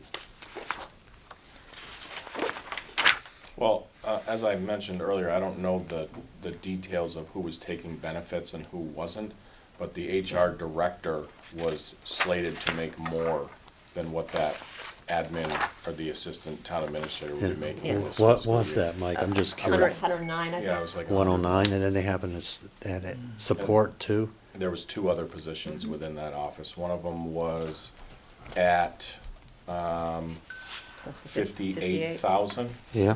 Going up. And the other one, I believe, was at near 20 in FY '25, 20. Yeah, and we eliminated those. 18,000. Yeah, we had already eliminated that. Okay, so 187 roughly? Well, How about, well, in the first blue column, if all had been kept the same, it was going to be close to 200,000. You see that? 199, 759 on page 28. Oh, okay. 28. So, yeah. So the first column in each Oh, yeah. is done as if we continue 26 into 27 at the new pay scales and at the new contract rates, because you see even payroll services went up $10,000. What would that cost? That was going to cost $199,574. The $37,204 we're still we're still spending, because you saw that on another page, right? You saw that was moved into accountant, I think? Accounting, yes. Okay, so that's yes. still there, that's not a savings. The advertising, that got moved over, because you still have to advertise for positions. Tuition and meetings, that's not happening. Office supplies, mileage, meals, and dues, that's out, so maybe that's almost $1,000 in expenses. But up, the top, 161,000, we are, in salaries, we are converting to, we have the 20 for the contract, the HR contract, the same as what you were showing, those services, HR services. And the 30 that we're adding to the accountant for her to do that part of it, so that's 50. And then the, 37. then you can't use all of that ATA position because you've got a person moving up who is going to be making almost 70,000. Now it's gonna be so let's call that, you know, what's that, that's maybe a 30, plus we wanna add that other half position, that's another 30, 60, 90, 110. So, 110 out of the 161, so we saved at least $50,000, and a desk, and a phone, and what else is in there? There's already been, you know, there's already a fax machines being claimed, there's, Just retirement per person. and Retirement at least insurance. at least one set of benefits. Yep. Well, and Maybe you got two. a new person Actually, though coming in, two sets of benefits. an administrative person part-time. Possibly. Again, the position freeze hasn't happened yet. We're Mm-hmm. just trying to budget and prepare for it because we think it's gonna set the town up for success. And if it doesn't happen, then again, like Linda said, now you can reclaim that money. This was what almost every single one of these budgets was like, literally pulling teeth to try to figure out where you can make cuts and what you're gonna be missing when you do make those cuts, because the work remains. Now, the work remains, but for a while, the work is all there, but for a while, we're not looking to add any more hours. There won't be more hours. We're still, it's not, we're still full-time person. You're not looking to kill someone and make them 80 hours, Correct. right? Oh, yes. So you have just different duties. The person right now has so many duties that is having trouble, you know, prior to this budget in the past was looking to add to that department because of all the duties. So they have asked in the past. So that person has a lot of duties and now you're giving them more duties, so that is the same one person. It's like you, it's hard. It's like you're one person. You have two jobs. It's like, to give another person, you two jobs. It's like you can't be in two spots. So all I'm saying is that it's still one person, one full-time person, doing some different, just adding on some duties. Some duties maybe won't get done, or maybe will get passed on to someone else, delegate to someone else. I noticed, with some of the other departments, such as the assistant treasurer is gonna move over to other things. So I think that makes good sense, that we're. Not for me, but thank you. Well, I'm just saying, it helps As I'm also doing HR work. I mean, I just have to speak up too, that this is, well, I'm just saying. there's a lot going on, and those of us who are still there are being asked to do more work. And, just have to understand that. There's a lot. And yeah, you can say David did Well, all we could go, this 5 yeah, years the ago, but- treasurer's Yeah, spot. yeah. No, there's a reason I have a 'Cause I mean, full-time I- assistant because of the other responsibilities I took on in the budget. But now I'm gonna lose that half-time assistant and be asked to do more with HR. And I'm gonna do it. for a little while. I know.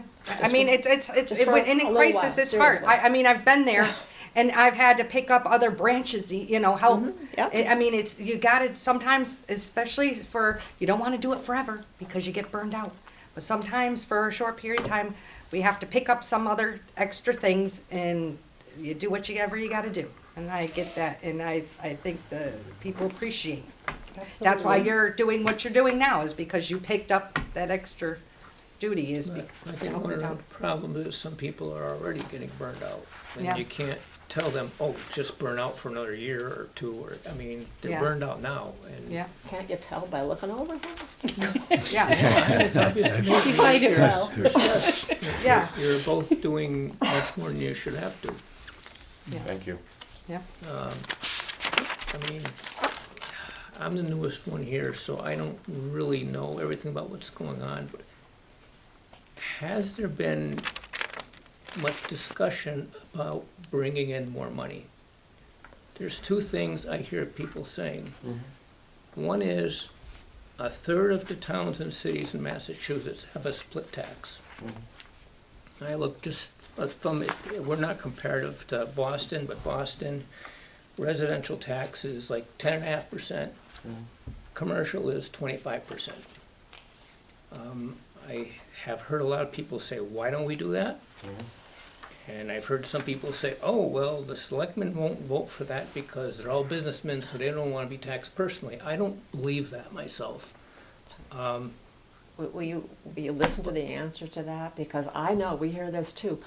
You said, how do we bring in more money? And then you went to split tax rate. What a split tax rate does not do is bring in any Penny, more money. Not even a penny. It's just so misunderstood. Yeah. I mean, I tried to it make that point on doesn't- Facebook too. It didn't go over You very could go well. for it. Funny. You could go So for Why it. do other towns there's do that Paul. then? Like you see Chicopee has that, saying, West you know Springfield it. has that. If they're Oftentimes, doing that, then oftentimes it's because their Not tax one rate penny. continues to rise, and they're simply trying to shift the burden of paying higher taxes onto the businesses. Right. So if you go for an override, say, and your tax rate goes up by 0.25% or 2% or whatever it is, 13%, splitting the tax rate after that happens would shift the burden.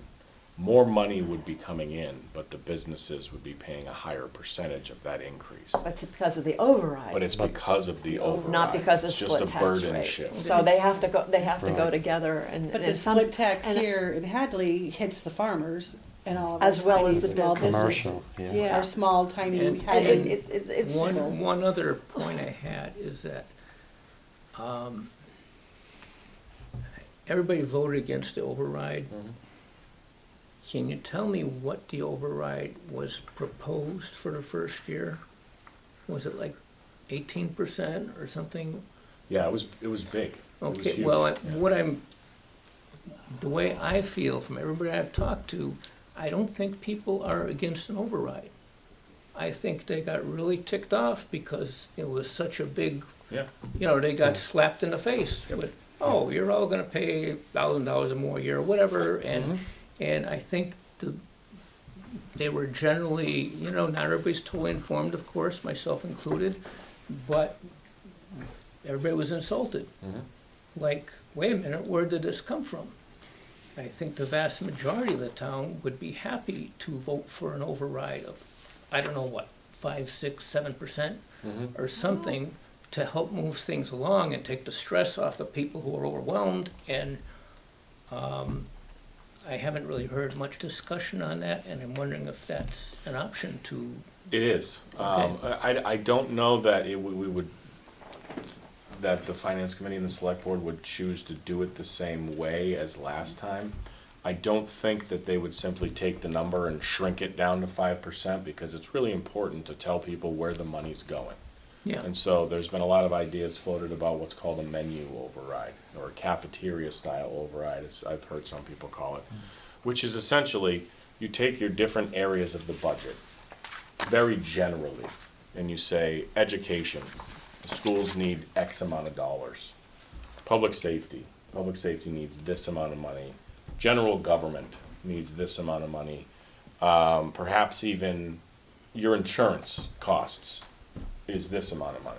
and then placing all of those on a vote so that folks can select a smaller amount, which the first year will go to exactly where they would like it to go.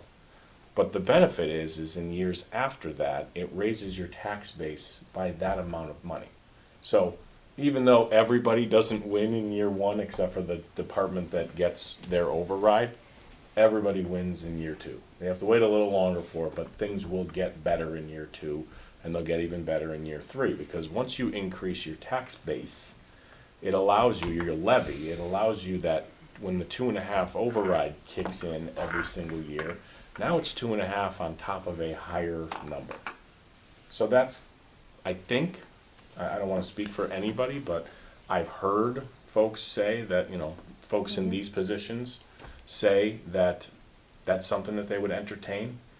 And if we can get all 10 people, 5 select board members and 5 finance committee members on board with doing that, I think what you said is exactly true. I think that would truly happen. I think folks would look at that and say, yeah, I can afford this one. That would be my opinion, just from everybody I've talked to, Yeah. when they've talked to me. I think, Just needs to be Well, Mike, presented a I'm- different way, yep. I'm thinking, that's not a bad idea. However, I'm thinking, especially in the first year, you're gonna have winners and losers. I don't think Sure. you're gonna have 100%, and, if, right now, they're all If- gonna be losers. if what You know, happens, so- yeah, exactly.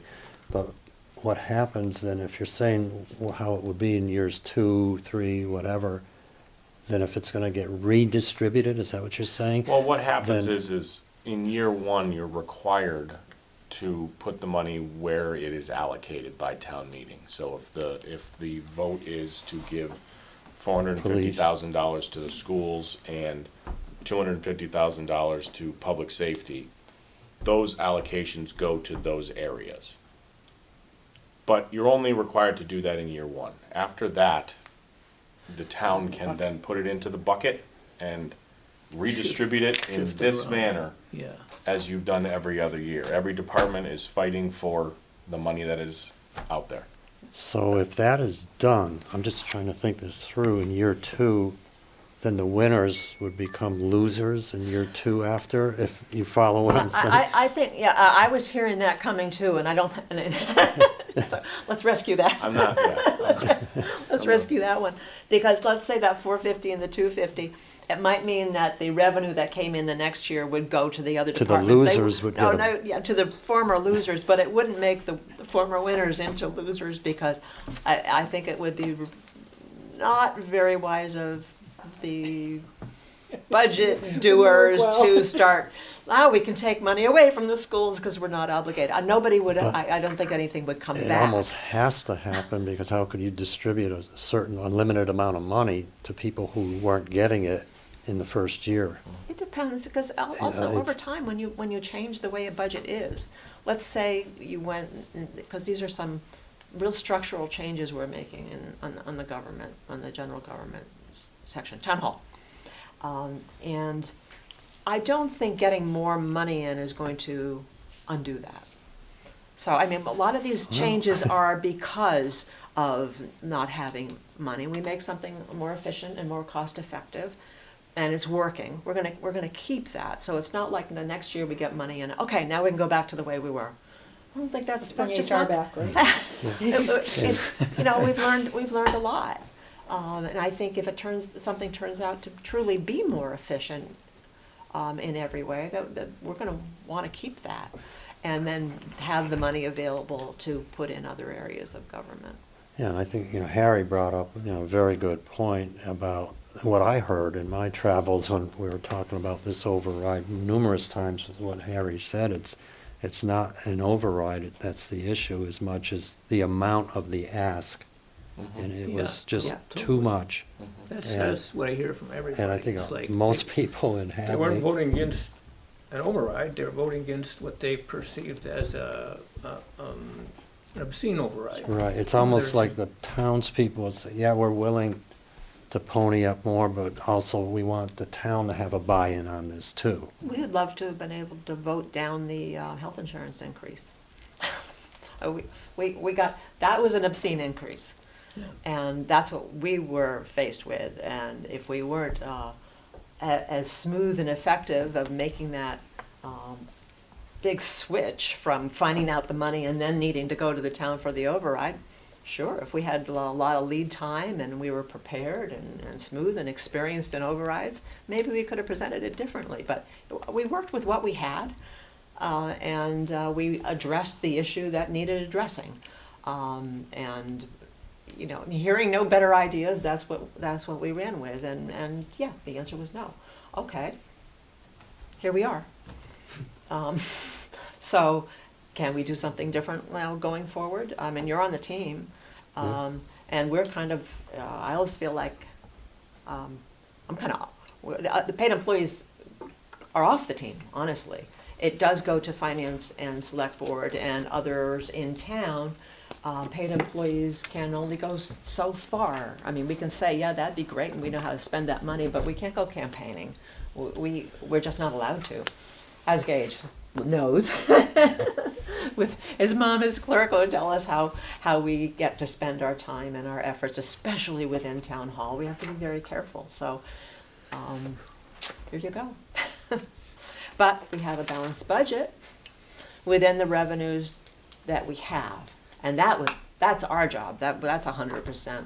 We have to present the budget given the situation that we had that balances. We're unhappy about a lot of things, and other things we're saying, well, maybe this would work out better. So maybe a year down the road we'll all be winners. So. I do have a concern about a department that is zeroed out, and that's the building department. I know that we have someone retiring, our building person, but we're not replacing What building department? the You mean- building. 37. You mean building maintenance? or Building do you mean- maintenance. 37. Okay, I thought you meant the inspections at first. So. Is it on the building maintenance? Building maintenance, 39. Yep, there it is. 39. 39.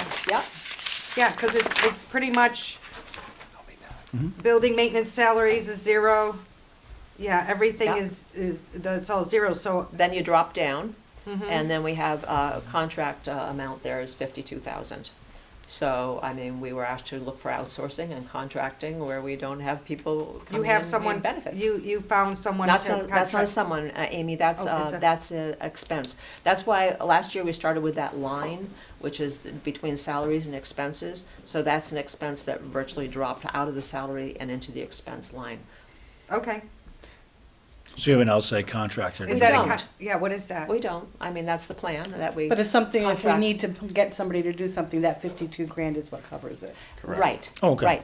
And the DPW administrative people will be, are asked to now also handle making those phone calls.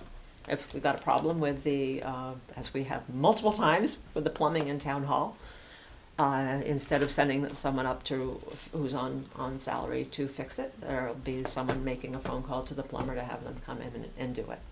So it's So, on some of these, because my understanding is, like, our person will, because we would have to go out to bid on a lot of things, correct? And then you pay prevailing wage and stuff like that. If you're doing, like, some tasks where this person would be like, oh, so some plumbing, and then we have all the walls that need to now threshold. to be fixed. I don't know. Yeah, well, it's not that it's a 52,000 project that goes out to bid. It would be, I think it's more piecemeal is what we were thinking. So- I don't know how it will work, honestly, Amy. Oh. But, so not every little thing has to go out to bid. So There's- so would it be are you looking to hire, only because I'm right now, if this is a company that you're thinking about going to hire a company to manage everything, okay.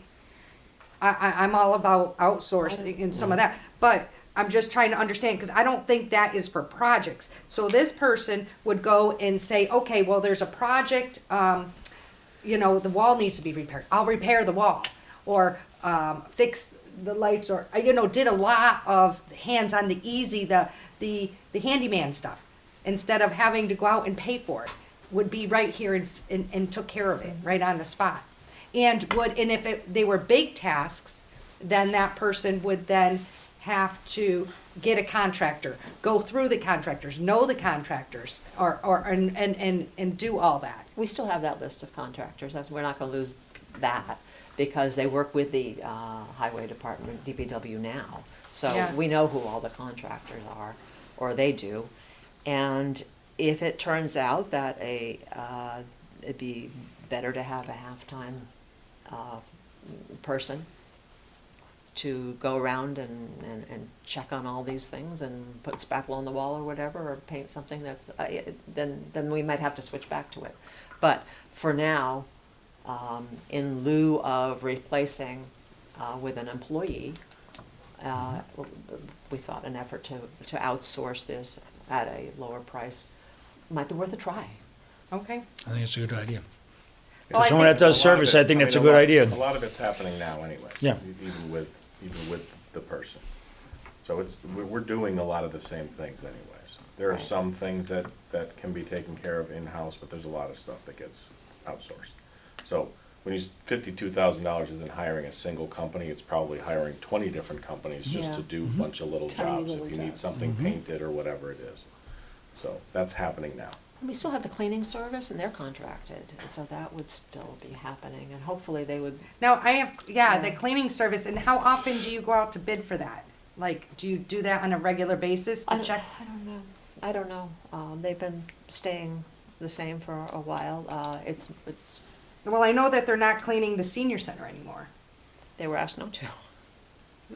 So, anyways, I mean, I mean, yeah, I mean, that's, I don't know how all that's gonna work out.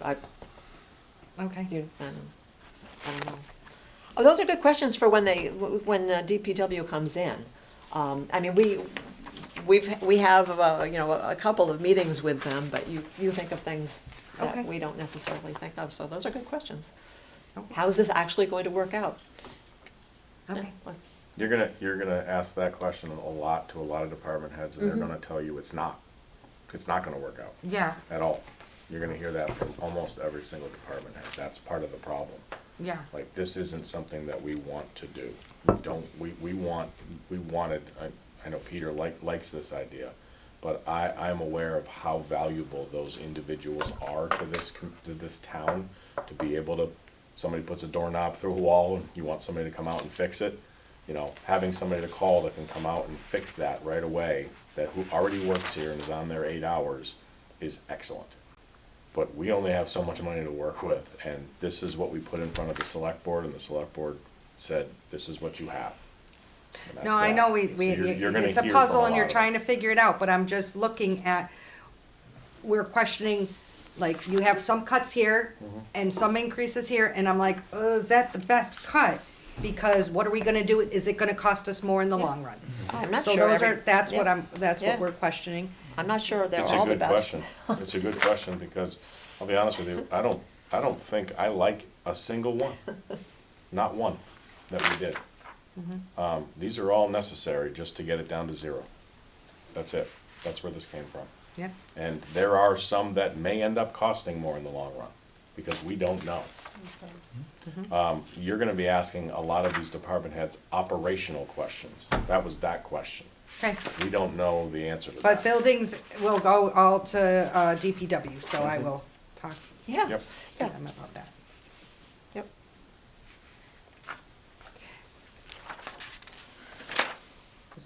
Does anybody else wanna jump to anything else? Those were all the questions I had. I do have another question. It's on, closing the buildings down. Closing the buildings down, did we do any type of an analysis to see how much money we were going to be saving by closing the buildings down? Do we know how much money we were gonna save to close the buildings down? It's not based on financial savings, except for, no, it's not based on a financial savings. What it's based upon is our meetings with department heads when these cuts were made, and they expressed that they're not gonna be able to get their jobs done. A lot of these departments are forward-facing departments, meaning they are contacted by the public constantly. And they have expressed to us, and they will express to you, I'm sure, that not only will will it be much more difficult for them to get their jobs done with less administrative support, but there are some department heads who have said, even with the building closed, there will be things that will not get done without the administrative support that they have. So you're going to hear that. Again, that was floated as a potential to allow people to be able to get the work done with less people. It's just a, Quiet day. well, yeah, I mean, it's Not a just a quiet day, thought but a that non-public that day. might help the situation. It's not something that's set in stone. It's something that the select board and you all can Yeah. decide. It's just that with the meetings that we had with department heads, I can't think of a single one that had a cut to staffing that said, no problem. We'll handle it. Yeah, no, I get that, but I think that, on closings, I mean, it was a thought, because people are throwing around ideas. There's a lot of ideas getting Yep. thrown around, right? It's something to look at. It's something to see, are we gonna save some money? Or what's the purpose of it? Let's do an analysis, let's check it out. Will this be helpful? One of the things, like the senior center, we said, well, that desk person won't have to work that day. Well, the problem is, they're free. We don't pay them, because we have 100 volunteers at the senior center. They're free, so we're not saving anything there. So my thinking is, with all the volunteers we're not paying, I heard through places I've heard this get floated, well, everybody needs to feel it. And I don't necessarily, in my opinion, don't feel like that's the right thing to do, is if it's gonna save us money, great. But I don't think we need to make the taxpayers feel it to know that everybody's, like, or to stop a program just, I just feel like like in certain cases, if it's gonna save us money, if it's gonna be a good purpose, fine. But if it's not, and it's just being done, I was So- shocked when I heard that comment. Out of So, spite. Yeah, may I temper that? Uh-huh. It's not, the consequence is that everybody will feel it. That wasn't the goal, to have everybody feel it, but the consequence is to have everybody feel it, and not just one. If we didn't take that $25,000 out for a half or position in council on aging, and the same thing in library, if we didn't take it out, that's $50,000 that has to come out somewhere else. So, and that's what's not fair. well, So we're not even so questioning looking what at- you took out, So- we're questioning, There was, Isn't it down yeah, for a day? yeah, there was no objective to make everybody feel this. It's just, how can you have a department that doesn't feel it when you see what we're doing and you'll talk with and department I'm not heads, talking and about what the we're- departments, I was yeah. talking about the taxpayers and the people that use it. Well, And I I mean, don't again, think on that that's absolutely a discussion at your buy board meetings, 100%, Yeah. something that you should talk to the select board about. Because I mean, I don't, These are suggestions. yeah. And I think suggestions are good, I was just, when I thought, okay, those are good suggestions, because a lot of people have suggestions. I even thought, well, would it be, that those are the types of things people think of, but if it's not saving any money, and just to do it, to make people feel it, that comment that I heard, I was just like, that's not the right Yeah, way to no, go. I agree with you, I don't like that either. I That- think, That might have been taken out of context. I hope too. he's correct. I Yeah. hope that meant every department has to feel it. I hope it wasn't directed towards taxpayers, but I don't. I'm guessing I that don't- someone said it the way you just did, and someone else heard it. Yeah. And said, oh, they're gonna make everybody suffer. Yeah, that's a crappy way, sorry. Yeah.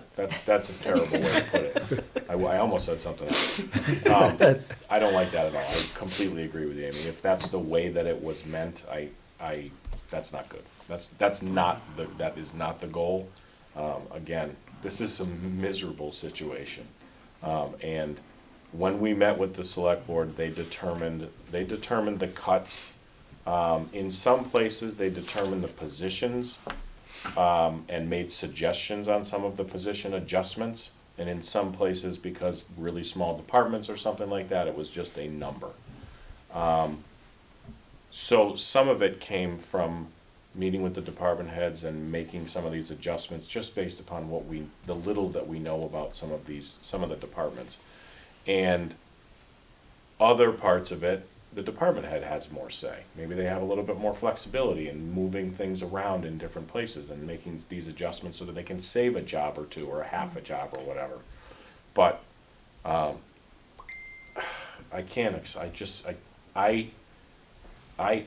turned in my resignation for this position like a month and a half ago. And I wanted to be out of this job before this happened. Yeah, I don't And blame you. unfortunately, I'm stupid, and I waited too long, and here we are. And I put your name on it. And I got my name on this horrible, horrible book. But Well, I brought it up to the select board. I asked them out. I know. Called them out on it, saying you gotta do something. What's funny is I actually put my resignation, I think, like the weekend, the day after, 2 days after that meeting. After I said that. But again, we just did the best we can with a terrible situation. And please, make changes, make suggestions, This is make the stake in the recommendations. ground. And We and- start somewhere. And when you go into operational discussions, just my own recommendation, read the heading that's in here as well as just not just the numbers, okay? Read what Linda has put in here, because a lot of this is explaining the changes. Some of it has input from department heads, and some of it is just what the select board kind of guided us and what they wanted us to do. And I look forward to hearing solutions from the two boards. And just going back to the beginning, as far as, tomorrow and all that, again, we're making decisions based upon things that have already happened, and the load is already landing, and we're trying to fix things that have already been broken.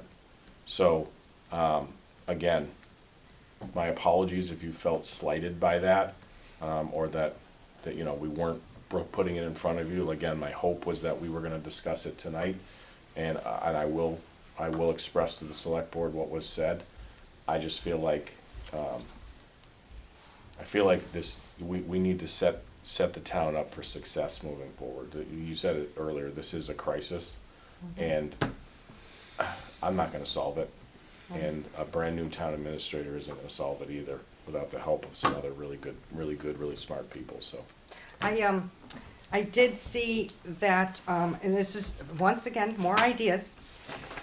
And it was kind of hard to understand when I typed, because of the percentages, to see what the increases were.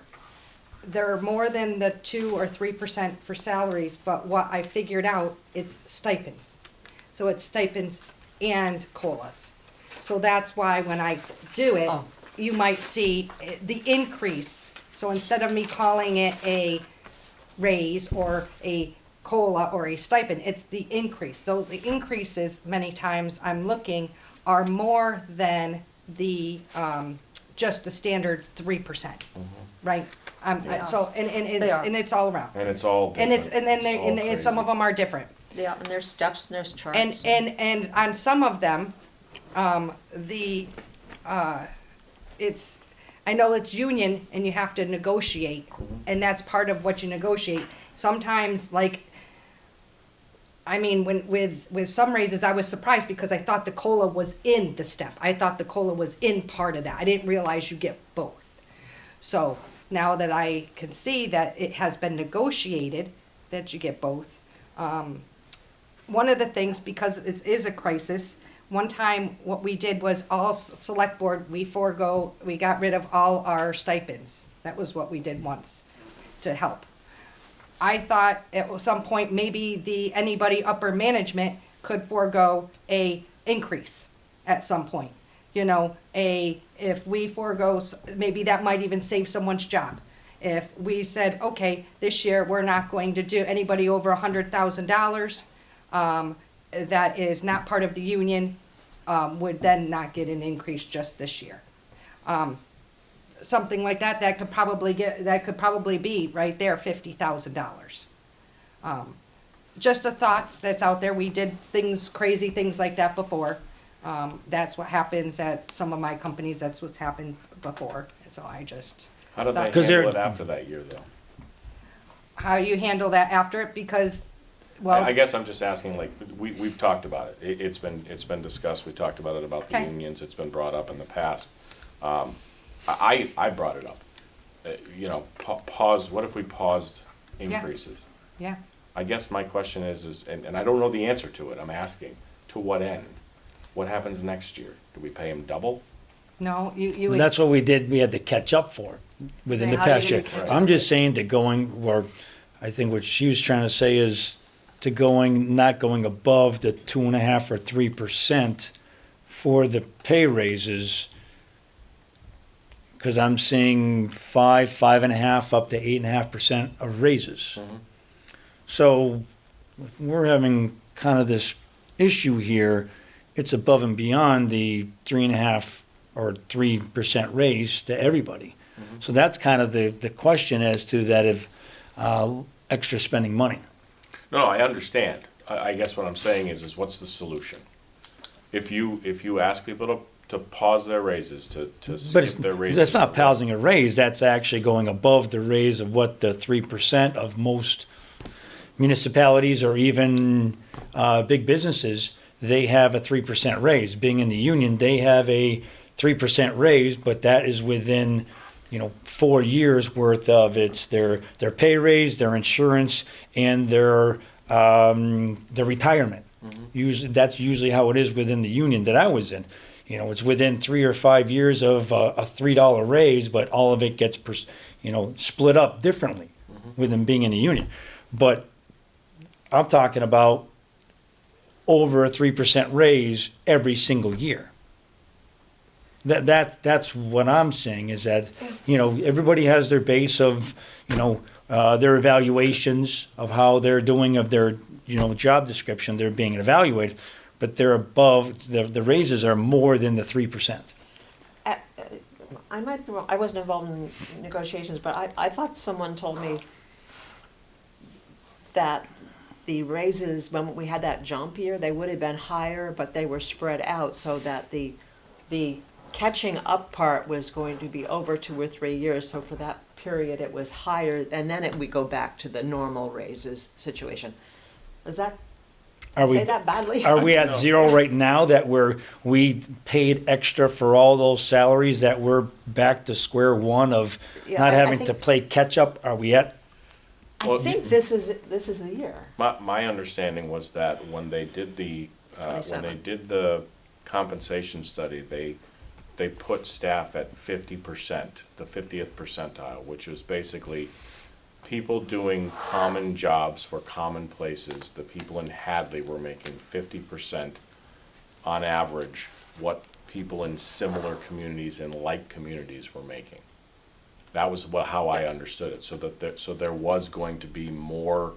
I don't know if catch up is the Yeah. word, but there was going to be more increases to try to get those folks into a higher bracket, basically, and get closer to what other people working similar jobs were making. oh, okay, I was wondering if it was one of those, okay, you've got 150 employees, the over average between 150 and the salaries are 3 million, 5 million, that it's 50% below the media, not, okay, someone that's in DPW and as to someone in water and sewer, as to, it wasn't bunched up in an average saying, okay, we're 50% below the Yeah. media, that it was actually for each Yeah. individual department as to how it Yeah. was That's dispersed. That's how I understood that they did it.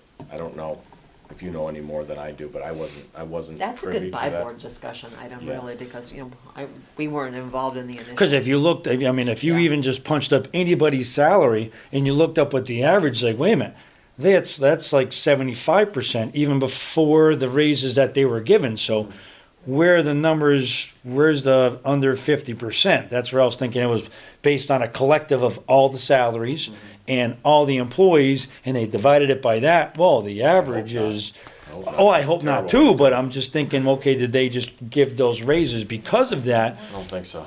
Well, No, did- and you know, because if every- you looked at someone's salary, it's like, okay, that's way above, or they're, you know, they're above the average of over 50%, so how are these distributions given? No, Right. Amy actually said it best earlier, is that every department is different, and even every employee is different. So, you know, obviously, the percentages are the same across the board, but every single union has a different pay scale, every single union has, different, they're placed on different steps based upon years of service and all this other stuff, so everything changes with each person. So the only way that you can really do it is look at one number from FY 20, what FY are we in? Six? 6?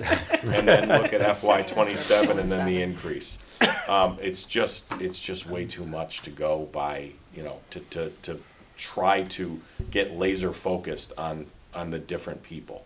So there's two different arguments there, right? One of the arguments is, whoa, these raises are too much. Perfectly understandable. In some cases, they're high. I mean, even we were surprised by some of the numbers that we were seeing based upon where the employee was this year and where they're going to next year. Again, a lot of those negotiations were done before we hit the cliff. That's one problem, one situation. The other is the solution. What's the solution? I understand that on the face, you could say something like, well, listen, 3% is kind of the average. If this person's getting 5, we're going to ask them to give back the 2. Right? That's on its face. Okay, that might make a little bit of sense. First off, not going to happen. They're not going to give you back the 2. But even if the Finance Committee and the Select Board said, we would like to renegotiate these contracts and we'd like to pause these raises in exchange for whatever. Again, my question comes back to, what did they do the year after that, right? Like, no one in their right mind is going to give up their money forever. So if you asked me to say, hey, listen, we're in a crisis here, you want to save one of your cops? Pause your raise for a year. Okay, I see a light at the end of the tunnel. I can have that conversation, we can talk about it. But if you say to people, you want to save an employee, you're never getting a raise again? No, I mean, not gonna that fly. wouldn't even be brought up. But I We guess both the know point that I'm would trying to never make be is brought up. that, the point I'm trying to make is that I don't know that it's out of the realm of having the discussion, so long as there is a solution at the end of it. And I'll be honest with you, I recalculation. don't know what the answer is. We did bring it up as a talking point, like, we throw ideas out there and you know, some of them you just throw away in the first 5 minutes. I don't know that was one that we threw away in the first 5 minutes, but I also don't think we had an answer. I don't think we had a solution to it. Because again, think about health insurance. Nobody got a raise last year. They got more money in their paycheck, but it went to their health insurance. If not more. So But you know what I'm that's how saying? it, If but not- that's how it is, I though. I mean, completely no understand. different than those that are I paying for completely everybody's understand. salaries. I completely understand, but The same then thing. take it a step further and say, we'd also like you to give up the raise that you're gonna get this year. Oh, and by the way, your health insurance is going up. Well, I'm not saying about 18%. giving up the raises, I'm saying going above the raises. That's what I'm talking about, the percentage above the standard 3% raise. Yeah, I mean, That's well, the other what I'm part of it talking is 3% isn't necessarily a standard either. 3%, I think, was something that a lot of the unions, I think the town didn't want to go over that. Generally speaking, at 3% for like a cost of living negotiation.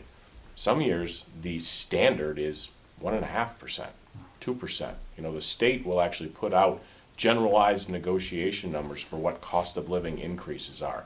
And the reason that they do that is because if you negotiate with a union and you can't come to an agreement and they take you to arbitration, the state wants an easy answer. So if the union says we want 5%, but the state recognized cost of living increase is the 3 that you were talking about, they can simply say you're asking for too much, you're getting 3. Whereas if the town is stuck on 1.5 or 2, and the union takes them to arbitration, they'll get the 3, and the town's gonna give up that extra 1.5%. And they do that annually. But it fluctuates up and down. I don't know that I've seen anything more than 3, but it does. I have. Like I said, well, no, I mean, I'm talking about the state. I have right here. State recognized numbers. But you also have to remember that that's the cost of living increase that they set. They don't set any of the other factors. The other factors are looked at one at a time. And oftentimes, and I don't know, I think every single one of our unions, including all of the school unions, have what Amy was talking about earlier, which is the steps.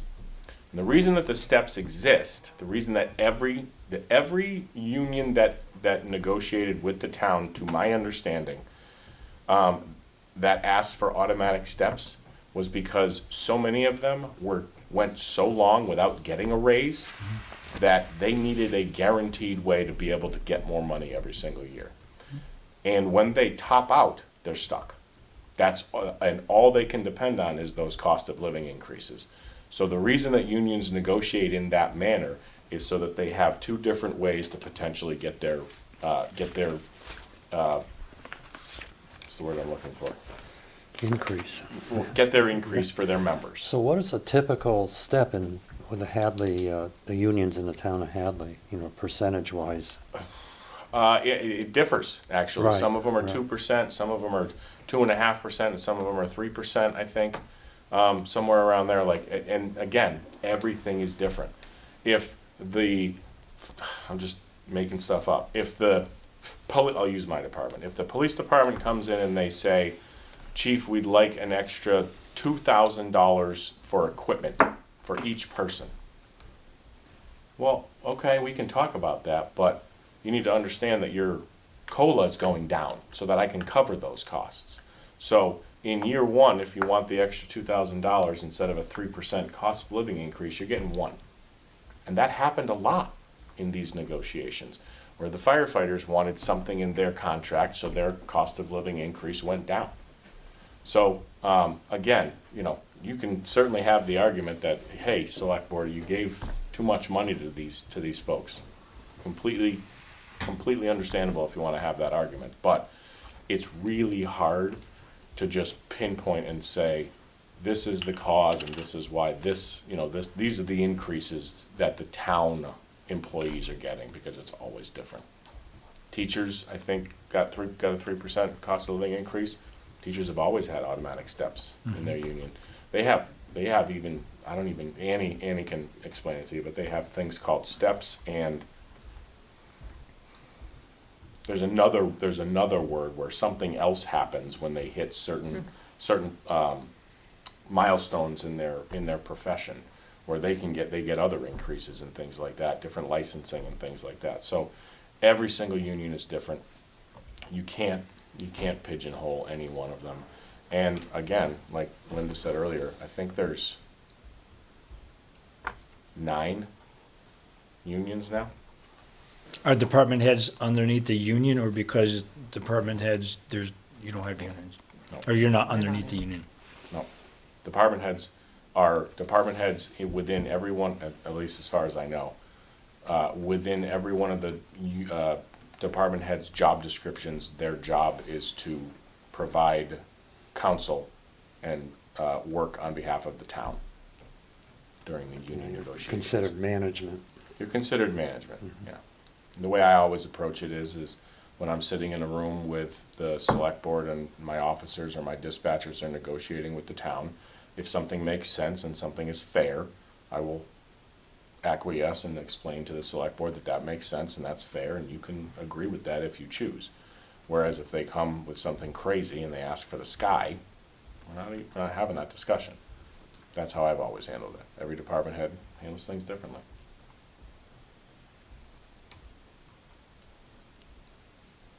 Okay. Gage, you have anything to say? He'd rather not. Take it all in. Overwhelmed. So I guess, we could go through the book forever, but do we want Is the to? book for him? He's got a book? Did we give you, that is your own? Yeah. I get Oh, it. okay, Yeah. okay, I didn't know we had an extra, so, okay, good. Because we could probably go to the whole book and last forever, do we want to go to the, at least the agenda, what we have on Okay. paper here, just to bring up some stuff and just questions about? Oh, yeah, okay. Do you- Just some thoughts. I mean, I'm sure there's gonna be Yeah. stuff brought up again. Anything more. that you, if you have a question, you can shoot it off at any time. I mean, if you had something to, or you want to tell me what it is, we could put it up in a future one. If you have a question and more, Meeting on the book of the department. no, I mean- on the, Oh, yeah, okay. on the I thought you were agenda. talking about the book. 'Cause, yeah, we could be I here was like, talking about so- the book forever. Quickly, library, you had a question at one point, Peter, on library. Yeah, what, do we have any, not an idea, but do we know what's happening with the roof? And I guess from what I'm hearing from people, are the taxpayers gonna have to pay because someone screwed up putting up the roof? That's what I'm hearing. Should we have to pay? Or will we, not, we know we shouldn't, but will the taxpayers have to pay because someone that we've paid for potentially had a CO on and a building that was inspected, having a failed roof after 6 years, that the taxpayers are gonna have to pay? So, that hasn't been decided yet by the select board. What is happening right now is our town council is trying to put together a report to find out how we got to where we are, okay? And my hope is that that will lay out what happened, how it happened, and where the problems lie. The roof is bad. I think they have, for at least for the most part, every single time there is a leak, they have attacked that part of the roof and been able to stop the leak. And so I don't know that it's as bad now as it was. They've been doing a really good job keeping the leaks to a minimum. But something went wrong, for sure. And it sat kind of uninvestigated for, I don't know, 4.5 years. When I came in as the interim, that was one of the things I was asked to dig into. So I started to bring town council in, I started to bring the library trustees together. We had meetings with the engineers and the library trustees hired a company called Gale to do kind of you probably heard about, they were doing like cutouts of the roof to see what the damage was and see if there was mold or any of the other anything else going wrong with the roof. They've produced 2 different reports since the start of it, and unfortunately things were so convoluted and had sat for so long without really moving forward that it's really hard for anybody to kind of wrap their mind around how the hell this went wrong. So that's why town council is going to be they're going to be talking to hopefully all the folks that were involved at all the meetings. We have obtained reams and reams of paper from the construction folks, from the engineers, from the roof people, from the library trustees, from the library director, all of the contracts, all of the documents that we think they will need to put this report together to tell us how we got to where we are. My hope is that once that report is compiled, the select board will be able to review it and they'll be able to determine how this happened. At that point, they can then make a decision whether or not litigation to try to have somebody else pay for the repairs for the roof, because we know that has to happen. One way or the other, money has to go out for the roof to be fixed. But you have to weigh the cost of litigation and your chance of winning against what it's gonna cost to actually just fix the roof yourself. And if you are gonna pay $500,000 in litigation and you still aren't gonna win the case, or you're gonna argue to a draw, you've spent $500,000 and you still have a leaky roof. So unfortunately, when it comes to legal issues, there is a known, so we have a cost of what it would take to fix the entire roof, and it's around $750,000, or at least it was when Gail did the report. That's your known. Your unknown is what is it gonna cost for us to sue whoever we think is at fault for how the roof ended up this way. And it's Repairing the one of roof 3 or people. completely replacing the roof? So they gave us 3 different quotes, and I believe that's the first, that's the biggest one, the replacement of the roof. It's somewhere between 750,000 and $1 million for the full roof replacement. And then I believe they gave us 2 other quotes that are broken down lower for partial replacement, replacement of sub roof or something like that. And then there was one where it was, we will investigate and find where the biggest problems are and fix only those spots at the lowest cost. If you go on Board Docs and you go into the search and you type in Gale, Gale, the reports that they did that were reported out on at select board meetings will pop up, and you can look right at them. Well, I guess it'd be the question of, is there a, I don't know if you want to call it a statute of limitations or the warranty on the roof, because we've presented this to the people, whether if it was an engineer, that they say, okay, nothing's been finalized, the warranty's over, you're on your own. Because we've brought attention to this, is everything under, really considered underneath the construction warranty of the installation of the building? And I guess, why did it take so long after 6 years? Because we've heard since you've been in for a year and a half, the questions as to why did it take so long? I don't know what was going on for the first 4.5 or 5 years of when the building was accepted to this point, or, to when I came on a year ago. I don't know what was going on. I Right. don't know if there was any investigation or anything really going on. As far as the warranty goes, the only I don't know if there's a statute of limitations on something like this and filing a lawsuit for a known problem. It will depend on probably who they find at fault and whether or not there is a statute of limitations. The only time I've ever heard the word warranty said is I was told at one point that the shingles themselves that are on this roof the warranty is voided if they're put on a hot roof. And a hot roof is basically an unventilated roof, which is what that roof was designed for. It was designed for a metal roof, and the metal roofs are put on hot roofs, meaning they don't require ventilation. Most of you probably have shingles on your house. Underneath the edges of your shingles where your gutters are, there's something usually called a soffit. In the soffit, there's a vent. And then usually across the peak of the roof, there's another vent that's hidden by shingles. That is a roof that is designed to accept shingles. This one is apparently not. And I do not know why. Well, I guess somebody made the decision, because if it was supposed to be designed, I'm guessing, for a metal roof, knowing it was hot, someone made the executive decision to go into shingles. So I guess there's a lot of people to find out and ask the question, who made that final decision to go from metal to asphalt that caused the entire problem from the get-go?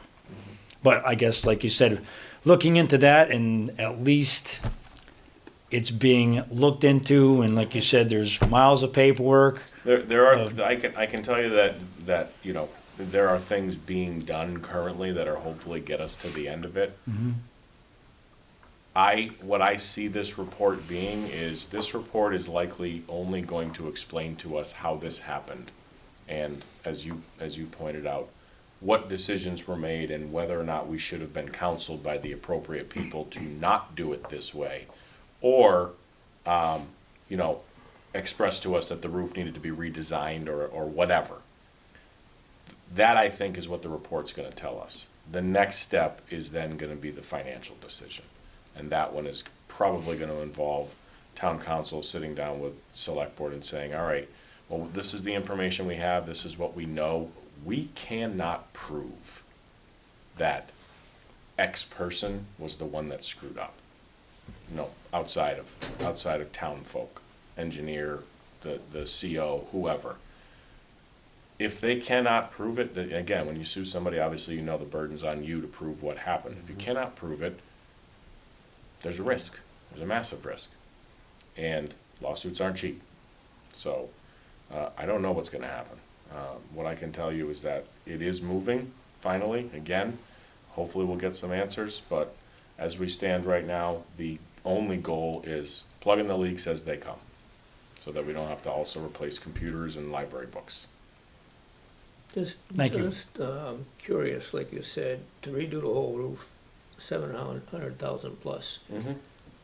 Do you know ballpark what the lowest figure was to find and address? I don't, but I can, what I'll do is I'll get that report. There's two different reports. One of them is, really more of a, hey, these are the problems with your roof. The second report they did is actually the one that you'll probably want.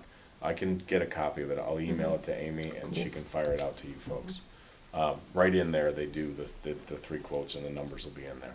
Unfortunately, by the time we ever get around to doing the job, the quotes will be useless and we'll have to do it all. Right. It'll It'll be double. 15% increase. be double. Yeah. Thank you. Which then brings into studies, it's just a comment, this one, it was something that I was thinking of. We do a lot of studies here, we've done a lot, and the taxpayers have paid for a lot of studies. It would be nice to be able to, even if we could get a hold of those studies and we could scan them in quickly and just put them out on our website, just so that the taxpayers could see what they paid for. I mean, we bought the study, it'd be nice to be able to look at it, you know? So whenever we do a study, it'd be nice to have, Okay. or a place to go and look at the study. And just curiosity question, my understanding is some of those studies are covered by grants and not the town, like, right? Yeah, I mean, it depends on what you're talking about. Well, I know that, it could be anything from the levy, Yeah. we've done tons of studies on the levy to all Yeah. the way, but down the road, sometimes I go to try to look back to see, oh, didn't we do a study, or it would be nice to look at a study, but I think that the taxpayers also wanna see, what did I get? We spent this money. Mhm. What did we get for it? That's Like, good thought. a great one would be the study, is there even a printout, a study exactly on the, DPW? Like, that, The building. the building. I mean, it's just Yeah, that was 250 grand. $215,000 the taxpayers paid for. It'd be nice to have it out there, whether we use it or not. We could see it. Mhm. So that's all I have to say about studies, is just if we could get access to it. Town administrator search. We know that you want to, but is it started? Are we? Are we getting anywhere? Yeah. Yeah, I think I've been talking with a couple of, a few different folks, some of which are more interim, just because, you know, I'm gonna crack soon. And I know that's not what the town wants. I know that they don't want another interim. But I've also talked to a couple of folks who, are, you know, more permanent, and within the coming weeks, I think we'll be in really good shape. Let's So just say we that. don't have a search committee like we did before? We're not gonna do that again? We're not going to I have? don't think you'll have to. Let's just say that. Okay. I think you'll be happy.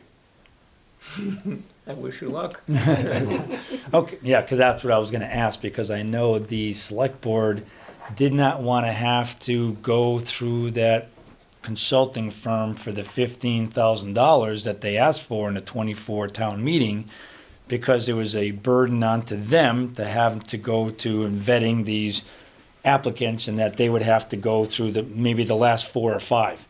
But they, made the decision that they don't want to do that. So I mean, I'm kind of thinking that was a waste of 15 grand because we on the finance said no to that it should be done in-house or Reddit or however people could be, applied for that. I think that was a waste of 15 grand that now they don't even want to go through it again Yeah. on their part. That they, Yeah, no, I don't wanna speak for any of them.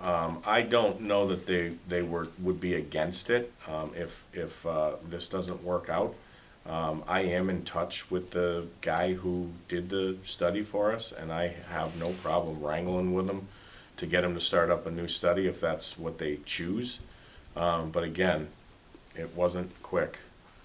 And then tack on top of it the fact that they didn't pick anybody.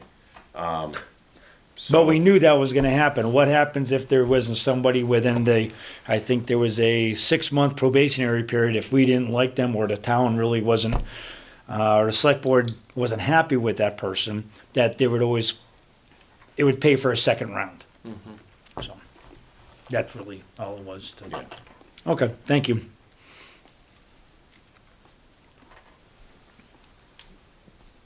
Okay. We have town solar, finance committee bylaw, policies. I think we're gonna skip the financial policies. We don't have any. I don't have it listed. As far as, town solar, I know that we entered into a contract with the solar. That was something that I wish that, once again, that it's a contract, it's spending money. I wish they would talk to us and say, is this a good idea? Very well, could be a great idea if we could save money, but we don't know because it was never talked to us. I mean, those are the types of things that I really can't stress enough, that what is our purpose? It is to review and recommend whether or not you take our recommendation, but we need to review and recommend before you sign the contract, before you do something. So that's all I have to say is about town solar. And then the bylaw committee, meeting, they did talk about FinCom at one point. And I know that there was some questions about that, but, I don't really have anything to add to that right now. I know that that it wasn't something that, it was discussed, and I think there was a lot of different questions or things going around. I think it was really, really hard to find, it's not easy to find finance committee people. Nobody wants the job. because they say, they're like, look at it like, now? You want us to do this now? No. Right? So. Especially right now. I mean, Right. forget about if it's not right now. They still don't want It's the a job. lot of hours. When And it was we're a not in lot of financial begging. Crisis. Whenever someone would tell me, okay, well, let me think about it. And as soon as I got a maybe, I begged. So, for it to be looked at, right? So, I mean, I can't even tell you how many people, there was discussions, like there's a lot of discussions out there. And it's not easy. And so I think that we do need to talk about that kind of stuff down the road. And Jessica had a great point one time when I heard her speaking about how she could advertise it and some of the ways she could put it out there, because it's not like it's during voting time sometimes. So she had some good points on how maybe that there could be help getting that information out. So I think that we'll talk about that down the road some more. I'd like to go back to the town solar. Have they talked about it, select board talked about it, still being on the landfill and how many acres? Still on the landfill. I don't know how many acres. I can find out if you want. If you Because I was, watched the last, I don't remember the date of it. It was on Zoom only. Select board meeting when it was the solar. Or something like The that. solar study was discussed Mhm. in detail. So I would assume that part was talked about. because I'm hoping that the select board's really looking into whoever, because we're not gonna be owning, we're gonna be renting. You know, getting a discount on our electric, whatever it is, because I've done some work and with the other meetings before I was doing this, I looked into it. I thought it was 13 acres, and there's about 1,000 to 2,000 panels per acre. So I figured in the middle is about 1,500 panels. And we're talking about right now, it's $30, between $15 and $45 to recycle a panel. So when you do 1,500 panels times 30, that's almost $585,000 to recycle. That's now. So I'm hoping that the select board is knowing that when it comes to this contract, that once they've had their expected life of these panels, that whoever is installing this, they're taking that expense to them and not onto us when it comes to recycling. Hoping that they would think about that or consider that, you know, it's not gonna happen now, we're talking in 20 years when they, you know, So my understanding was the only thing that the select board agreed to do at this point was give this company, whoever the company was, a letter of intent essentially to continue the process. So I think all of that stuff will still be on the table for discussion before a contract is signed. I mean, obviously there would have to be negotiation. We're talking about millions of dollars in equipment and labor, and millions of dollars potentially in revenue for the town. So there's a lot that needs to be talked about. So the only thing that to my understanding, and you're nodding your head, so That's I what I think you got out of the remember the meeting same too, was thing. just a letter of intent. So it was just a letter of intent as we stand right now, and I think that was a few hundred, there's like a few, she said something about a few $100s, yeah, something like that. Less than 1,000, I think it was $950. So- was the- Please, you know, it won't be me by the time they're talking about that contract, but whoever You the won't. TA is at that, yeah. no, I don't have a Whoever the TA problem is bringing at that up, point, because I brought it please up to the other bring that meetings up, that were because there. I'm sure that, you know, I mean, I know Michael Doctor, I don't know what his knowledge is or its extent on solar or anything like that, but I would He I would wanted that. hazard a guess that he hasn't gone that deep into it. I brought Maybe he that up to has. one of the meetings, and he was riding his bike, and I was on East Street. He knocked on my window, and he goes, "Yeah, you're right. It's not beneficial to the town to be spending that much money on solar." So he actually knocked on my door. I guess maybe if, you know, we're renting it out and we're getting a percentage of money of an income because someone else is now maintaining it, it's a different story.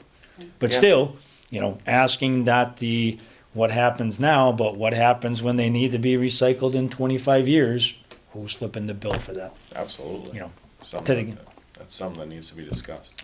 Thank you. And if it's 15 to 20 years, not only will I not be in this job, but I won't be in the other one either. Okay, does anybody else have anything else to say? The committees and liaisons, let's pass on that for tonight. Yeah, we have about 17 more meetings in the next 2 weeks, so we Yeah. can talk about it later. Okay, do I On your have a motion? I have a motion to end our meeting. I second that. All in favor? I- Aye.